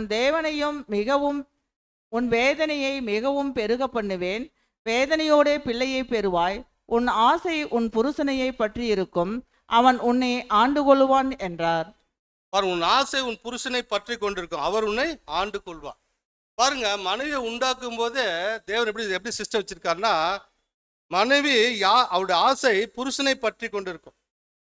சகோதர சொல் அப்படி இருக்கும்போது அவர் வந்து திருமணத்துக்கு பின்பு அனைத்து காரியமும் ஏதேன் தோற்று உருவான பந்தங்கது, அனைத்து காரியங்களும் தேவன் தான் உருவாக்குனான்னு சொல்லி பார்க்கணும். சகோதர சொல்ல அவர் மனவாட்டியாக சொல்லும் போது அவர்கள் புருஷனை சார்ந்துதான் அனைத்து விஷயத்திலும் காணப்படுவார்கள். உன் ஆசை உன் புருஷனை பற்றி இருக்கும் அப்படி சொல்லி பார்க்குறோம். சகோதர சொல்ல இவராக நம்ம எங்க போனாலும் நம் மனைவிக்கு ஆவிக்கிற வகையிலும் சரி, மாமிச வாழ்க்கையிலும் சரி, சகோதர சொல்ல நம்ம என்ன பண்ணணும்னா மனைவிக்கு உதவிகரமாக காணப்பட வேண்டும். சகோதர சொல்ல உதாரணம், அதுக்காக மனைவியே பார்த்துக்கிட்டு நம்ம இருக்கக்கூடாது. பிரதர் இன்னைக்கு மீட்டிங் ஸ்டார்ட் ஆயிடுச்சு, எங்க இருக்கீங்க அப்படின்னு கேட்டா, இல்லை பிரதர் நான் மனைவிக்கு உண்ட கடமைகளை நான் நிறைவேற்றி கொண்டிருக்கிறேன் அப்படின்னு வீட்டில் உட்காந்துதா, இப்படி இருந்துடக்கூடாதுங்க. சகோதர சொல்ல எது செய்யணுமோ தலையோடைய பொறுப்புங்க. ஃபர்ஸ்ட் தேவனுக்காக தான் மனைவி செய்றா. இப்ப கணவன் வந்து என் மனைவி இப்படி மனைவிட்டு அன்பு காட்டுன்னு சொல்லிட்டு மனைவி சொல்லலைங்க, தேவன் சொல்றார், அவருடைய வார்த்தை சொல்லுது. அப்ப அப்படி இருக்கும்போது கணவன் மனைவிட்டு அன்பு காட்டுறது என்னன்னு பார்த்தீங்கன்னா, தேவன் சொன்னதுனால அன்பு காட்டணும். மனைவி கணவன்கிட்ட கீழ்ப்படியணும் அப்படின்னா கணவன் சொல்லலைங்க, தேவன் சொன்னது அது. அப்ப தேவனுக்கு கீழ்ப்படிங்களா மாட்டுங்க மனைவிமார்கள்? கீழ்ப்படியணும். அது சிஸ்டம், தேவன் கொண்டாக்குன சிஸ்டம். அது தேவன் சொன்னவர், தேவன் அவருக்காக நம்ம கீழ்ப்படியணும். தவறு சொல்ல இங்க யாரு ஆளுக்கு செய்யல, யாருக்கு சட்டத்திட்டம் போடவே இல்லைங்க, 2 பேத்துக்கு போட்டது தேவன் தாங்க. அன்பு சகோதர சொல்ல அப்படி இருக்கும்போது நம்ம அதுக்காக வந்து மனைவியே சார்ந்துட்டு நம்ம ஆவிக்குரிய வாழ்க்கை கணவர் வந்து இழந்து போயிடாமல் அதையும் பார்க்கணும். அன்பு சகோதர சொல்ல இவராக கணவர்கள் வந்து எவ்வளவு பிரச்சனைகள் இருந்தாலும் அவருக்கு வடிகால் இருக்குது, பல வகையில் வடிகால் இருக்குது. அவர் வெளியில போயிட்டு ரிலாக்ஸ் பண்ணிக்குவாங்க. சகோதர சொல்ல ஆனா மனைவிமார்களுக்கு எந்த ஒரு ரிலாக்ஸும் கிடையாது, எந்த ஒரு வடிகாலும் கிடையாது. அவருக்கு வடிகால் ஒரே ஒரு வடிகால், அவர் கணவர் மட்டும்தான். அவர் மூலியமாக தன்னுடைய பிரச்சனைகளை பேசி தீர்த்துக்க முடியும்னு சொல்லி பார்க்குறோம். சகோதர சொல்ல அப்ப ஜெபத்தில் எதை கேட்டாலும் தேவன் நமக்கு எல்லாமே செய்யறாரா அப்படின்னா கண்டிப்பா செய்ய மாட்டார். நமக்கு சிலது செய்வார், சில செய்யும். அது போல மனைவி எது கேட்டாலும் செய்யணும் அவசியம் இல்லை. மனைவி கேட்கறதில்ல, எது சரியா இப்ப தேவை இப்ப செய்யணும் அப்படின்னு கணவர் நினைக்கிறாங்களோ அது செய்வாங்க. மனைவி எப்படி இருக்குன்னு பார்த்தீங்கன்னா அவர் சொன்ன கரெக்டாக தான் இருக்கும் அப்படி சொல்லிட்டு மனைவி திருப்தியாக இருந்துக்கணுங்க, அவ்வளோதாங்க. சகோதரர் இவராக கணவன் மனைவி வந்து உறவுகள் இருக்குன்னு சொல்லி பார்க்குறோம். அநேக விஷயங்கள் போடும்போது மனைவி வந்து பார்க்கும்போது சகோதரர் சொல்ல கணவனிடத்தில் வந்து கணவர் வந்து சொல்லுவதுக்கு பொறுமையாக காத்திருக்கணும். அவர் செய்யலனா கூட அவர் செய்வார். எப்படி ஜபத்தில் வந்து நான் சொல்லிட்டு செய்வான்னு காத்திருக்கிறோமோ அது போல் நம்ம காத்திருக்கணும். சகோதரர் சொல்ல இன்னும் வசனம் இன்னும் பார்த்தீங்கன்னா மார்க் 12ஆம் அதிகாரம் 30-31 வசனம் வாசி.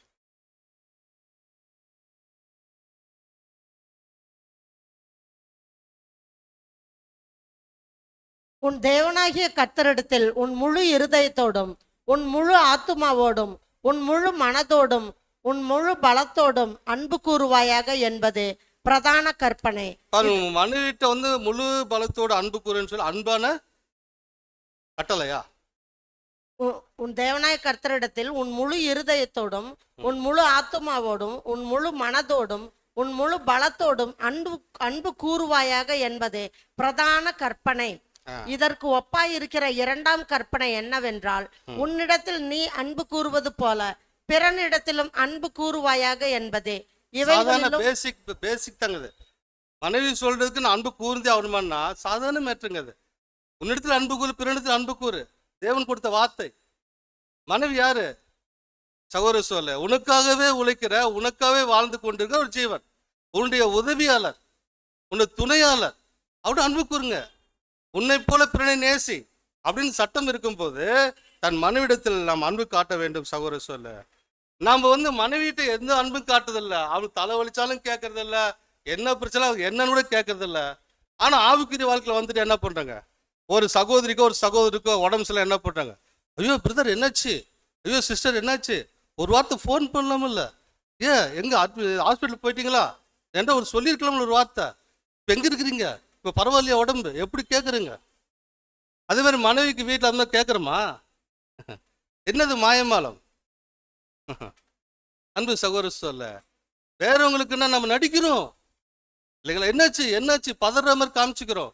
சொந்த குடும்பத்துல சொந்த மனைவி என்ன ஆனாலும் கேட்கறதில்ல. சகோதர சொல்ல இதான் சொல்றாரு. சகோதர சொல்ல அப்படி இருக்கும்போது நாம் கணவர்கள் எப்படி இருக்குன்னு பார்க்கும்போது அவளுக்கு நேரங்கள் ஒதுக்க வேண்டும். அவருடைய மனதை புரிந்தவளாக நடக்க வேண்டும். அன்பு சகோதர சொல்ல இன்னும் சொல்லும் போகும்போது அவங்க வந்து எப்படி நம்ம பார்க்கணும்னா ஒரு டீம்மேட்டாக பார்க்கணும். எப்படி ஒரு ஃபுட்பாலு கிரிக்கெட் போன்ற விளையாட்டுலாம் பார்த்தீங்கன்னா ஒரு 11 பேர் இருக்கான்னு வச்சோம்ல, அந்த 11 பேரும் சேர்ந்து ஒரே மைண்டில் ஜெயிக்கணுன்றதுல ஒரே டீமாக சேர்ந்து செயல்படுவாங்க. அதுபோல் என்னோட டீம்மேட் என்னோட மனைவி ஒரு டீம் மட்டும் வச்சுக்கணும். நம்ம எப்பயுமே நான் வந்து ஆவிக்கிற வாழ்க்கையில் வந்து நான் உள்ளே பிரவேசிக்கிறேன்னா என் மனைவியை சேர்ந்து அதே மைண்டில் இழுத்துட்டு போகணும். நான் இப்போ ஃபுட்பால் பாஸ் பாஸ் பாஸ் அப்படின்னு பால் இங்கே பாஸ் பண்ணு இங்கே பாஸ் பாஸ் அப்படியே கொண்டு போயிட்டே இருப்பாங்க பால். பார்த்துருக்கீங்களா? அது ஒரு டீமாக சேர்ந்து அது வெற்றி பெறுவாங்க அவங்க.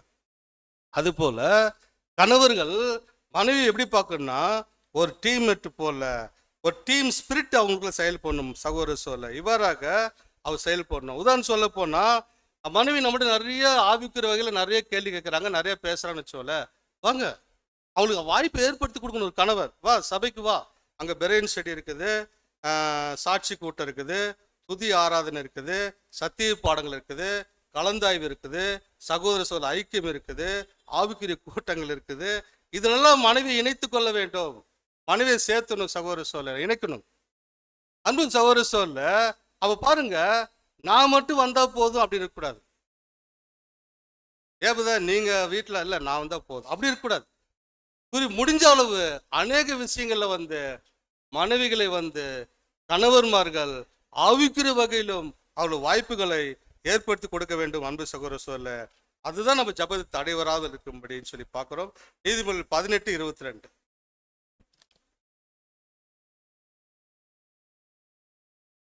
மனைவியை கண்டடைகிறவன் நன்மையானதை கண்டடைகிறான், கர்த்தரால் தயையும் பெற்றுக் கொள்கிறான். மனைவியை கண்டடைகிறவன் நன்மையானதை கண்டடைகிறான். அப்ப மனைவியை நன்மையானதை கண்டடைகிறான் அப்படின்னும் போது சகோதர சொல்ல நம்ம ஃபர்ஸ்ட் கல்யாணம் பண்ணும்போது எப்படி நினைக்கிறேங்க? பிரதர்கிட்ட எப்படி பேசுறோம்? பிரதர் ஒரு நல்ல ஒரு பொண்ணை எனக்கு பார்த்து கொடுங்க பிரதர் திருமணத்துக்குன்னு கேட்குறோம். பிரதர்ஸ் என்ன பொண்ணு பார்த்து கொடுக்குறாங்க. எப்படி பிரதர் நீங்கள் பொண்ணு எதிர்பார்க்குறீங்க அப்படின்னு கேட்டால் எப்படி தானே ஓகே பிரதர், கருப்போ சிவப்போ படித்தவங்களோ படிக்காதவங்களோ நெட்டையோ குட்டையோ இல்லைங்களா, எப்படி இருந்தாலும் சரி எனக்கு ஆவிக்குரிய வாழ்க்கையில் நல்ல ஒரு பொண்ணு எனக்கு வேணும் அப்படின்னு கேட்குறாங்க. சரின்னு இவரும் அங்கே எங்கேயும் தேடி ஒரு நல்ல ஒரு பொண்ணை தேடி கொடுக்குறாங்க. நல்ல விட்னஸ் பண்ண பொண்ணு, நிறைய சாட்சி இல்லை பொண்ணு. அது எல்லாரும் சொல்கிறாங்க நல்ல பொண்ணு சொல்கிறாங்க. அந்த பொண்ணு சாட்சி வாங்கியிருக்கு. இவரு வந்து கல்யாணம்னா இப்போ தான் ரொம்ப தேங்க்ஸ் பிரதர், நல்ல சாட்சியில் பொண்ணை எனக்கு வாங்கி கொடுத்துருக்கீங்க, ரொம்ப சந்தோஷம். திருமண வாழ்க்கை ரொம்ப சந்தோஷமாக இருக்குது, ரொம்ப மகிழ்ச்சியாக இருக்காங்க. இவர் நிறைய இடத்துல தன் மனைவி பற்றி நிறைய சாட்சி சொல்லியிருக்கிறார், நிறைய இடத்துல பேசு அப்படி இருக்காங்க இப்படி இருக்கான்னு பேசிட்டார். திடீர்னு ஒரு நாள் பார்த்தீங்கன்னா சபையிலுடைய சுவாமம் உட்காந்துருக்கிறார். என்னாச்சு பிரதர் அப்படின்னு கேட்டா ஒன்றும் இல்லை பிரதர். எப்படி சொல்ல முடியாது, அவர் தான் பிரச்சனை இருக்கிறார். இவன் மனைவி சரியில்லைன்னு சொல்ல முடியுமா? என்ன பிரதர் ஆச்சுன்னா ஏமாந்துட்டேன் பிரதர்.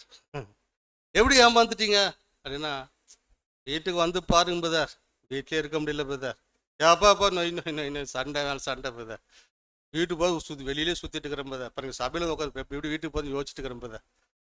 என்ன பிரதர் இப்படி எதுன்னு மாட்டி விட்டீங்க, அவங்களும் இப்படி நல்ல பொண்ணு நினச்சி தான் போன பிரதர், அவங்களும் இப்படி ஆயிட்டாங்க பிரதர், நீங்கள் சகோதரெலாம் சேர்ந்து என்னை இப்படி மாட்டி விட்டீங்க பிரதர். கடைசியில் வந்து அவர் செஞ்சு வச்சதுக்கு தண்டனை பாருங்க சகோதரனுக்கு, நீங்கள் எல்லாம் சேர்ந்து என்னை மாட்டி விட்டீங்க பிரதர் அப்படின்னு சொல்லுவார். சகோதர சொல்ல இதுக்கு யார் காரணம்? அப்போ ஒரு கணவர் நினைக்கணும் இதுக்கு அவர் தான் காரணங்க. அவர் கணவர் நினைக்கணும் மனைவியை பர்ஃபெக்டா பார்க்காதீங்க, அது பலவீனம் பாண்டம், துணையாளர் பலவீனம் பாண்டம். நீ கணவன் தலைமை பொறுப்பு நீ செய்யலன்னு அர்த்தம், மனைவி நீ ஷேப் பண்ணலன்னு அர்த்தம், மனைவி உன் ஷேப்பு கொண்டு வரலன்னு அர்த்தம், மனைவி நீ சரியா வழி நடத்தலன்னு அர்த்தம். அதுதான் அது காரணம். சகோதர சொல்ல நிறைய பேர் சொல்றாங்க என் ஒய்ஃபு பெஸ்ட் ஒய்ஃப்னு சொல்றாங்க.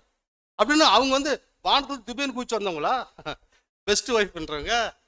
சகோதர அவங்களும் இந்த மாதிரி அபூர்ணம், நம்ம எல்லாமே அபூர், நாமளும் அபூர்ணம், எல்லாம் கணவனும் அபூர்ணம் மனைவி அபூர்ணர் அப்படின்னு நம்ம பர்ஃபெக்டா எதிர்பார்க்க கூடாதுங்க. சகோதர சொல்ல அப்படி இருக்கும்போது மனைவி அபூர்ணர்னு கணவர் தெரிஞ்சு நம்மள மாதிரி தான் அவங்களுக்கும் நம்ம கத்துறவ அவங்களும் கத்துட்டு இருக்காங்க. இன்னும் சொல்ல போனா அவங்களுக்கு நாம தான் சொல்லித் தரணும். அவங்களுக்கு நம்ம வேற யாரும் சொல்லித் தர மாட்டான்னு சொல்லிட்டு அவங்க சொல்லித் தரணும். அன்பு சகோதரர் சொல்ல ஆதியாகமம் 3:16 வாசிங்க.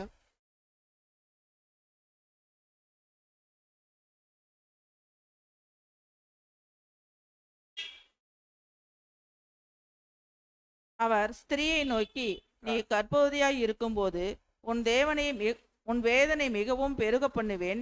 வேதனையோடே பிள்ளையை பெறுவாய். உன் ஆசை உன் புருஷனை பற்றி இருக்கும். அவன் உன்னை ஆண்டு கொள்ளுவான் என்றார்.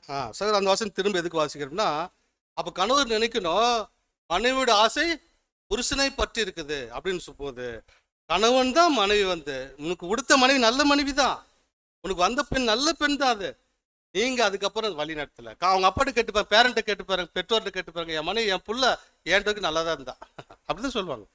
அவங்க வழி நடத்தல இருந்து இருக்குது. அப்படி அவங்க அப்பா அம்மா வளர்ப்பு சரின்னு நம்ம சொல்லக்கூடாது. அலை நீ என்ன செஞ்சீங்க, ஏன் ஷேப் பண்ணல உங்க மனைவி, நீங்க ஏன் ஷேப் பண்ணல ஆரம்பத்துல இருந்து அப்படி சொல்லி பார்க்குறோம். சகோதர சொல்ல 2 வார்த்தை மனைவியில் குறிச்சு நாம பார்த்தலாம். அன்பு சகோதரர் மனைவிகள் செய்ய வேண்டிய விஷயத்தை எடுத்து பார்க்கலாம். அன்பு சகோதர சொல்ல மனைவிகள் அப்படின்னு சொல்லும்போது அவள் கீழ்ப்படிதல் அப்படின்னு சொல்லி பார்க்குறோம். அவள் கீழ்ப்படிய வேண்டும் என்று பார்க்கிறோம். சகோதரர் எபேசியர் 5:23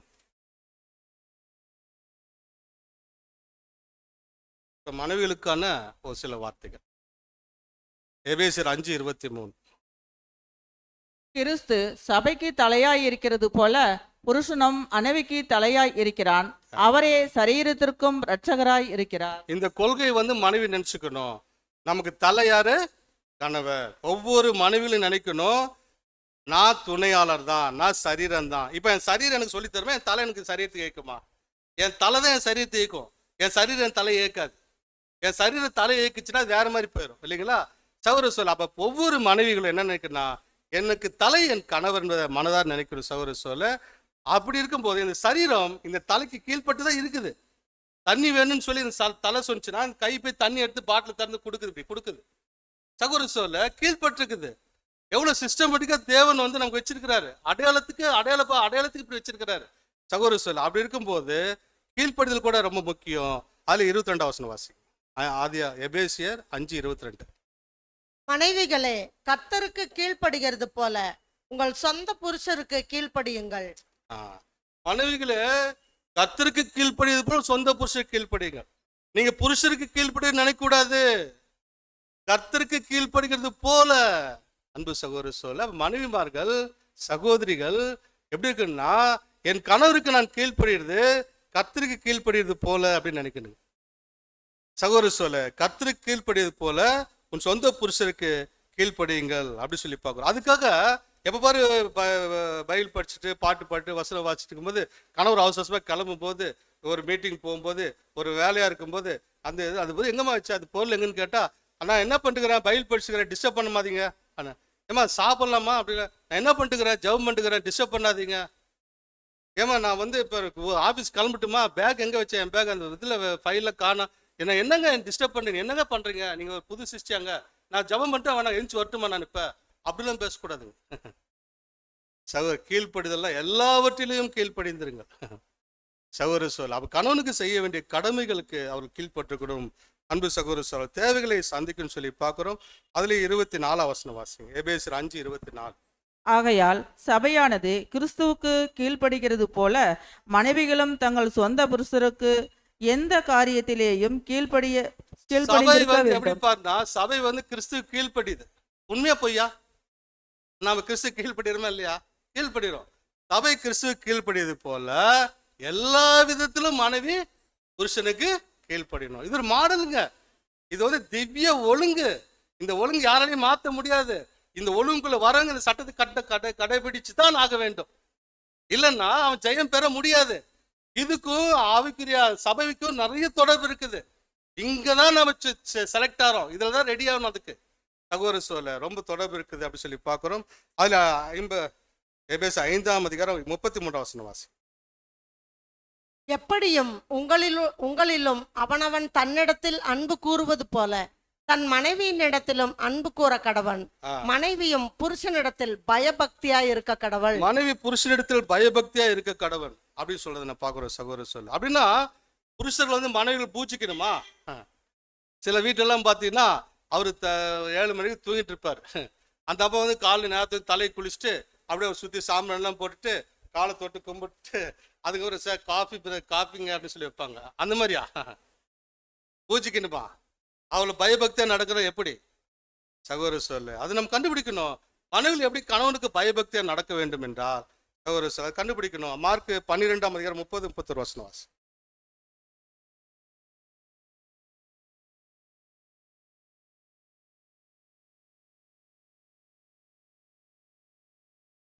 உன் தேவனாகிய கர்த்தரிடத்தில் உன் முழு இருதயத்தோடும் உன் முழு ஆத்துமாவோடும் முழு மனதோடும் முழு பலத்தோடும் அன்பு கூறுவாயாக என்பதே பிரதான கற்பனை. 31 ஒப்பாய் இருக்கிற இரண்டாம் கற்பனை என்னவென்றால், உன்னிடத்தில் நீ அன்பு கூறுவது போல் பிறனிடத்திலும் அன்பு கூறுவாயாக. இதே தான் மனைவிக்குங்க. கணவரிடத்துல எப்படி அன்பு கூறணும், அவருடைய தேவைகள் உனக்கு உதவியாளர். நீங்க உதவியாளர் துணையாளர். உதவியாளர்னா உனக்கு தப்பா எடுத்துக்காதீங்க, துணையாளர். அவர் சரீரத்தில் எடுக்கப்பட்ட துணையாளர்கள். அவர் எலும்பும் சதையும் நீங்கள் சகோதர சொல்ல துணையாளராக இருக்கிறீங்கன்னு சொல்லி பார்க்குறோம். அப்படி இருக்கும்போது அவர் கீழ்பட்டு தான் இருக்கணும். தேவன் தலைக்கிட்ட தான் மனைவி கட்டுப்பட்டுக்குன்னு தேவனுடைய சிஸ்டம் அப்படிதான் இருக்குதுங்க. இந்த பழத்தை சாப்பிடக்கூடாதுன்னு சொல்லிட்டு தேவன் யார்கிட்ட சொன்னாரு? ஆதாம்ட்டு தான் சொன்னாரு. ஏவாள் வந்து ஆதாம்ட்டு தான் கேட்டு தெரிஞ்சுக்கணும் மொழிய, ஏவாள்கிட்ட தேவன் சொல்லல, ஆதாம்ட்டு தான் சொன்னாரு. அப்ப தலைக்கிட்ட தான் சரீரம் கேட்டு தெரிஞ்சுக்கணும். ஆனா இந்த இடத்துல என்ன ஆச்சுன்னு பார்த்தீங்கன்னா, என்ன மிஸ்டேக் ஆச்சுன்னு பார்த்தீங்கன்னா, சரீரம் தலைக்கு அட்வைஸ் பண்ணிடுச்சு. தலைக்கு சொல்லி கொடுக்குது சரீரம், இதை சாப்பிட்டா சாக மாட்டாங்க. நான் பாருங்க சாப்பிட்டேன் சாகல அப்படின்னு காட்டிச்சு. தலைக்கு சரீரம் சொல்லி கொடுக்குதுங்க, இது தலையாயிட்டுக்குது. இப்ப போச்சா சிஸ்டம் சகோதர சொல்ல. இதனால இன்னைக்கு வரைக்கும் உலகம் எவ்வளவு தீமைக்குள்ள அனுபவத்துல சிக்கிச்சு இல்லைங்களா? சாத்தான் ஈஸியா வஞ்சனை பண்ணாங்க ஸ்திரியே இல்லைங்களா? சகோதர சொல்ல அந்த அம்மா வந்து ஏதேன் தோட்டத்துல வந்து தேவன் யாரை தலையா வச்சாரு சிஸ்டத்துக்கு? ஆதாம் தான் வச்சாரு. தேவன் வந்து அவரை ஒழுங்கு கரெக்டா செய்வாருங்க. நீ புருஷன் தான் கேட்டு தெரிஞ்சிருக்கணும். அந்த அம்மா அப்படிதான் கேட்டு தெரிஞ்சுட்டு இருந்தாங்க. ஆனா திடீர்னு ஒரு எண்ணம் வருது. உங்களுக்கு எப்படி எண்ணம் வருதுன்னா, ஏன் நாமளே டைரக்டா முடிவு எடுத்த என்னன்னு சொல்லிட்டு அந்த பழத்தை பார்த்து அதை சாப்பிட்றது முயற்சி பண்ணி சாப்பிட்றாங்க. கணவன்ட்டு வந்து கொடுக்குறாங்க. கணவர் பார்க்குறாரு, ஏதோ மனைவிக்கு ஏதோ நடக்குன்னு சொல்லி இவரு சாப்பிட்டாரு. பாருங்க, ஒரு சரீரம் தலையை இயக்கும் போது முழு உலகமே கொலாப்ஸ் ஆயிடுச்சுங்க. எல்லாம் மரணத்துல போயிட்டாங்க. இன்னைக்கு வரைக்கும் சகோதர சொல்ல உலகம் அனுபவித்து கொண்டிருக்கிறது. அதனாலதான் அன்பு சகோதர சொல்ல எப்பொழுதுமே தேவனுடைய சிஸ்டத்துக்கு சரீரமாகிய சபை போல மனவாட்டிக்கு எப்படி சரீரமான சபை, மனவாள சரீரமான சபை இருக்கிறது போல கணவரும் இருக்க வேண்டும் சொல்லி பார்க்குறோம். அப்ப பயபக்தியா நடக்குதுன்னா என்னன்னு சொல்லி பார்த்தீங்கன்னா சகோதர சொல்ல ஒரு ஸ்லைடு வாட்செல்லாம். ஸ்லைடு 4 போடுங்க. இப்படி புருஷனிடத்தில் பயபக்தியாய் இருப்பது மனைவி தன்னுடைய யோசனையை பயன்படுத்தி அதன்படியாக தனது சோதனைகள் அல்லது கஷ்டங்கள் அல்லது பாரங்கள் போன்றவற்றை புருஷனுடைய கவனத்திற்கு கொண்டு வரக்கூடாது என்று குறிப்பிடாமல், அவனுடைய கஷ்டத்தெல்லாம் அவனுக்கு கவனத்துக்கு கொண்டு வரக்கூடாதுன்னு புருஷன் பயபக்தியா இருக்குன்னு நினைச்சிட்டு அவளுடைய கருத்துக்களை, அவளுடைய நம்பிக்கைகளை, வாஞ்சைகளை வெளிப்படுத்துவது ஒரு அதிகார தோரணையில் இல்லாமல், சௌர் அதான் கனப்படுத்துனா எப்படின்னா, பயபக்தி இருக்கிறன்னா அந்த தலைமை பொறுப்பை இவங்க எடுத்துடக்கூடாது. அந்த கனத்துக்குரிய தலைமை பொறுப்பை இவங்க எடுத்துடக்கூடாது. சகோதர சொல்ல அவருடைய கருத்துக்களை, அவருடைய நம்பிக்கைகளை, வாஞ்சைகளை வெளிப்படுத்துவது ஒரு அதிகார தோரணையில் இல்லாமல் விட்டு கொடுக்கு பாவனையில் இருக்க வேண்டும். எப்படி சொல்லணும்னா, இப்ப கணவர்கிட்ட வந்து ஒரு விஷயத்தை நீங்க பேசும்போது எப்படி பேசணும்னா, எங்களுக்கு டைம் இருந்தால் ஒரு விஷயம் உங்கள்கிட்ட பேசணும் அப்படின்னு சொல்லிட்டு விட்டு பாருங்க, கணவருக்கு மைண்டில் இருந்துகிட்டே இருக்காது. எதுவும் சொல்லணும், டைம் இருந்தால் சொல்லணும், என்ன சொன்னிச்சே என்னன்னு தெரியலையே சரிங்களா? அவரே கூப்பிட்டு என்ன பிரச்சனை சொல்லுன்னு கேட்பார். இதுதாங்க மெத்தட். சகோதர சொல்ல எங்களுக்கு டைம் தான் சொல்லுங்க, உங்கள்கிட்ட தனியாக உங்கள்கிட்ட பேச வேண்டியது இருக்குது அப்படி சொல்லி கட் பண்ணி பாருங்க, உங்கள் பிரச்சனையெல்லாம் பேசலாம். சகோதர சொல்ல இவ்வாறாக அந்த கருத்துக்களை சரியா சொல்லணும். ஆனா அந்த தலைமை பொறுப்புக்குள்ள போகக்கூடாது. ஈக்குவலா சண்டை போட்டு என்ன நினைச்சுக்கிற, வர போற உக்கார தோற மாதிரி பாரு, சாப்பிட்ற போற வர என்ன நினைச்சுக்கிற, இங்க ஒரு இருக்குன்னு தெரியாதா உனக்கு, அப்படிலாம் போயிட வேண்டாங்க. சகோதர சொல்ல அது தலைமை பொறுப்பை உணர்ந்தவர்களாக எல்லா விதத்திலும் கீழ்பட்டு விட்டு கொடுக்கும் பாவனையில் இருக்க விட்டு வேண்டும் கொடுக்கும் பாவனையில் இருக்க வேண்டும் என்று என்று குறிப்பிடுகிறது. குறிப்பிடுகிறது. வாசிட்டீங்களா? இப்படி செய் ஆ. இப்படி செய்வதால் தன்னுடைய புருஷனுடைய தலைமை ஏற்றுக்கொள்ளுகிறதாயும் இருவருக்கும் பொதுவான நலன்களை பற்றிய தன்னுடைய சிந்தனைகளை தெரியப்படுத்திய பின்னர் பாருங்க, இப்படி செய்யறதுனால தன்னோட புருஷனுடைய தலைமையை ஏற்றுக்கொள்கிறதா இருக்குது. அவர் தலைமை ஏத்துக்கிறாங்கன்னு அர்த்தம். ஏற்றுக்கொள்கிறதாயும் இருவருக்கும் பொதுவான நலன்களை பற்றி தன்னுடைய சிந்தனையை தெரியப்படுத்துகிறார். ரெண்டு பேருக்கு பொதுவான நலனை தெரியப்படுத்துற மாதிரி ஆயிடுது. ரெண்டு பேரும் கலந்து பேசும்போது அவனுடைய தீர்மானங்களோடு திருப்தி அடையவும் சந்தோஷமா இருக்கவும் நாட வேண்டும். அவருடைய தீர்மான திருப்தி அடையவும் சந்தோஷமா இருக்கவும் நாட வேண்டும் சொல்லி பாக்குறோம் சகோதர சொல்ல. அப்படி இருக்கும்போது புருஷன் தன்னிடத்தில் ஒப்படைக்கும் வீட்டு காரியங்களை நிர்வகிப்பதில் அவ்வளவு ஞானமும் கவனிப்பும் உள்ளவளாக இருக்க வேண்டும். வீட்டுக்காரத்துல மனைவியானவள் புருஷன்கிட்ட பழகும் போது பயபக்தின்னா கவனமாகவும் ஞானமாகவும் நடக்கணும். அவரு அலைஞ்சிட்டு கஷ்டப்பட்டு வராரு, வந்துட்டு நல்லா யோசிச்சு பாருங்க, எவ்வளோ பிரச்சனைகள், குடும்ப பாரம், எவ்வளோ பெரிய பாரம், எவ்வளோ பிரச்சனைகள் எல்லாம் கூட ஷேர் பண்றாரு. அவரு அவ்வளோ பாரத்தை அவர் தானே சுமக்கிறார். எவ்வளோ கஷ்டங்கள் அவ்வளோ அவர் தானே சுமக்கிறார். எவ்வளோ கடினமான விஷயங்களை, எவ்வளோ அவமானங்களை, எவ்வளோ கஷ்டங்களை, எவ்வளோ பாடுகளை ஒரு கணவர் சுமக்கிறாருங்க. அதை மனைவிட்டு சொல்றாரு. எங்கனாச்சும் சொன்னா நீங்க தாங்க மாட்டீங்க. நீங்க கொடகொடன்னு தண்ணி கண்ணி விட்டுறீங்க. ஒரு கணவர் வேலை செய்யறது அவ்வளவு சாதாரண விஷயம் அல்ல. உங்களுக்கு போஷிக்கிறதுக்கு ஒரு கணவன் வேலை செஞ்சு போஷிக்கிறது சாதாரண விஷயம் அல்ல. அநேக பாடுகள் மத்தியில், அநேக துன்பங்கள் மத்தியில், அநேக கஷ்டங்கள் மத்தியில் அவர் உழைச்சிட்டு வீட்டுக்கு வரார். மனைவி தன் தலையோட நிலைமை புரிந்தவர்களாக கீழ்ப்படிந்து நடக்கணும். கணவன் தன் மனைவியிட்ட சொன்னா தாங்க மாட்டான்னு சொல்லிட்டு சொல்றது இல்லைங்க. நிறைய மேட்டர் கணவர் மகள் ஷேர் பண்ணவே மாட்டாங்க. மனைவிட்ட தன் கஷ்டங்களை மட்டும், கடைக்கு போகலாம், இது வாங்கலாம், அது வாங்கலாம், அது மாதிரி சந்தோஷப்படுத்த முயற்சி எடுப்பாங்க. மனைவி எப்படி பிரியப்படுத்தலாம் முயற்சி பண்ணாங்க சகோதர சொல்ல. அப்படி கணவர் மகள் நிறைய சொல்ல மாட்டாங்க. அப்ப மனைவிகள் எப்படி இருக்குன்னு பாத்தீங்கன்னா, தன் புருஷன்கிட்ட ஷேர் பண்ண, எப்படி ஷேர் பண்ணா அன்பாக பேசணும். சாப்பாடு போட்டுட்டு அவர் டயர்டா உட்காராரு, பல சிந்தனை, பல பிரச்சனைகள் பதில உட்காராரு. சாப்பாடு போட்டோன்னே நீங்க போடுங்க பிரச்சனை பேச ஆரம்பிச்சிங்கன்னா அவருக்கு எப்படி இருக்குங்க? சாப்பாடே எனக்கு வேண்டாம் அப்படின்ட்டு போயிடுவார். எஞ்சி நான் போய் கடையில் சாப்பிட்டு கூட போயிடுவார் இல்லைங்களா? ஏன்னா அங்கேயும் டென்ஷனு, இங்கேயும் டென்ஷன் இல்லைங்களா சகோதர சொல். அப்படி இருக்கும்போது ரொம்ப ஜாக்கிரதையாக மனைவிகள் தன் கணவருக்கு கீழ்ப்படிந்து அவளுக்கு பணிவிடை செய்யணுன்றதை பார்க்குறோம். எதற்காக? கிறிஸ்து சொன்னதுனால, தேவன் சொன்னதுனால, தேவனுடைய சட்டமா இருக்கனால கணவனும் சரி மனைவியும் சரி அதை செய்ய வேண்டும். பயபக்தி என்பது என்னன்னா, தலைமை ஸ்தானத்தை நீங்கள் எடுத்துக்கொள்ள கூடாது, கணவனை நீங்கள் ஆளுகை செய்யக்கூடாது. அது பயபக்திங்க. கணவனுடைய ஸ்தானத்துக்கு நீங்க வந்துடாதீங்க. அவர் தூக்குற பார்த்து நீங்க தாங்க மாட்டீங்க. அவர் உங்கள்கிட்ட சொல்ல மாட்டாரு. எவ்வளவு கஷ்டங்கள் மத்தியில் அதெல்லாம் உங்கள்கிட்ட ஷேர் பண்ணவே மாட்டார். அப்படியே வச்சுட்டு இருக்கிறாரு அவரு. என் மனைவி பலவீனம், அவங்க அழுதுருவாங்க, தாங்க மாட்டேன் சொல்றதுல கணவன் யாரும் சொல்றது இல்ல.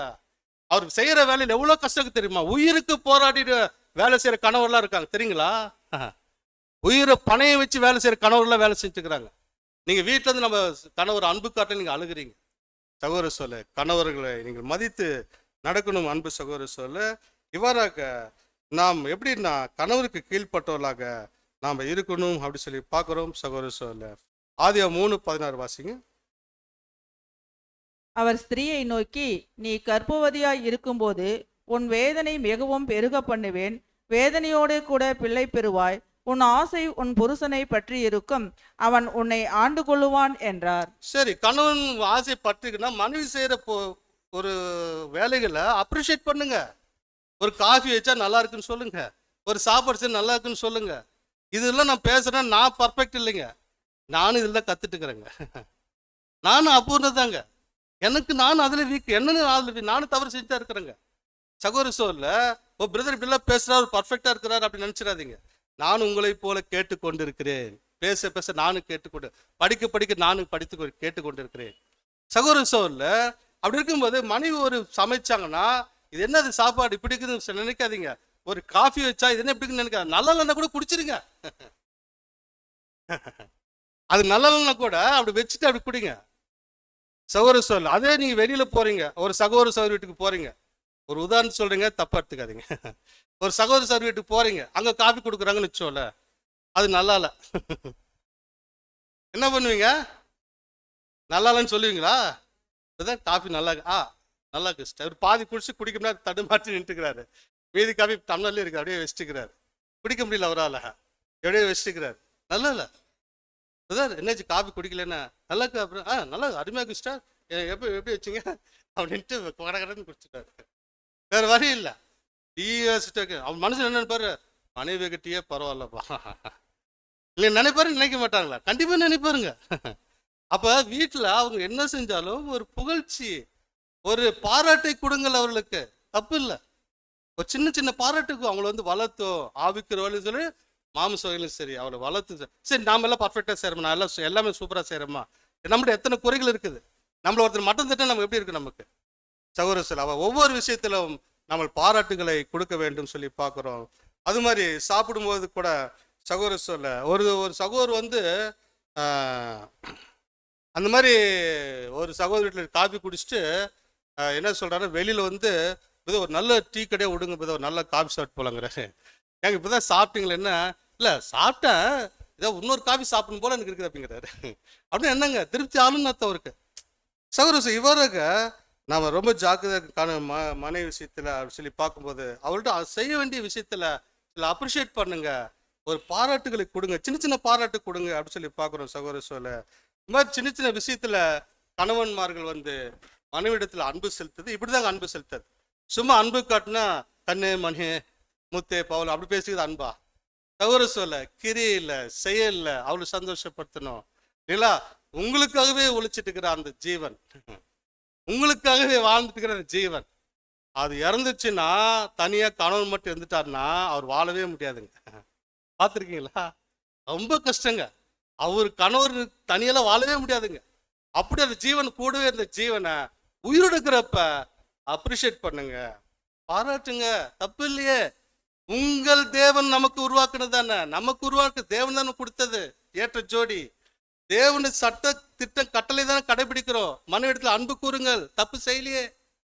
சகோதர சொல்ல எந்த ஒரு விஷயமும் ஆவிக்குரிய வாழ்க்கைக்கு தடையிடாமல் நம்ம செய்யணும், அது ரொம்ப முக்கியம். அன்பு சகோதர சொல்ல இதை பார்த்துட்டு அப்படியே போயிடக்கூடாது, நம்ம ரொம்ப ஜாக்கிரதையா இருக்கணும்.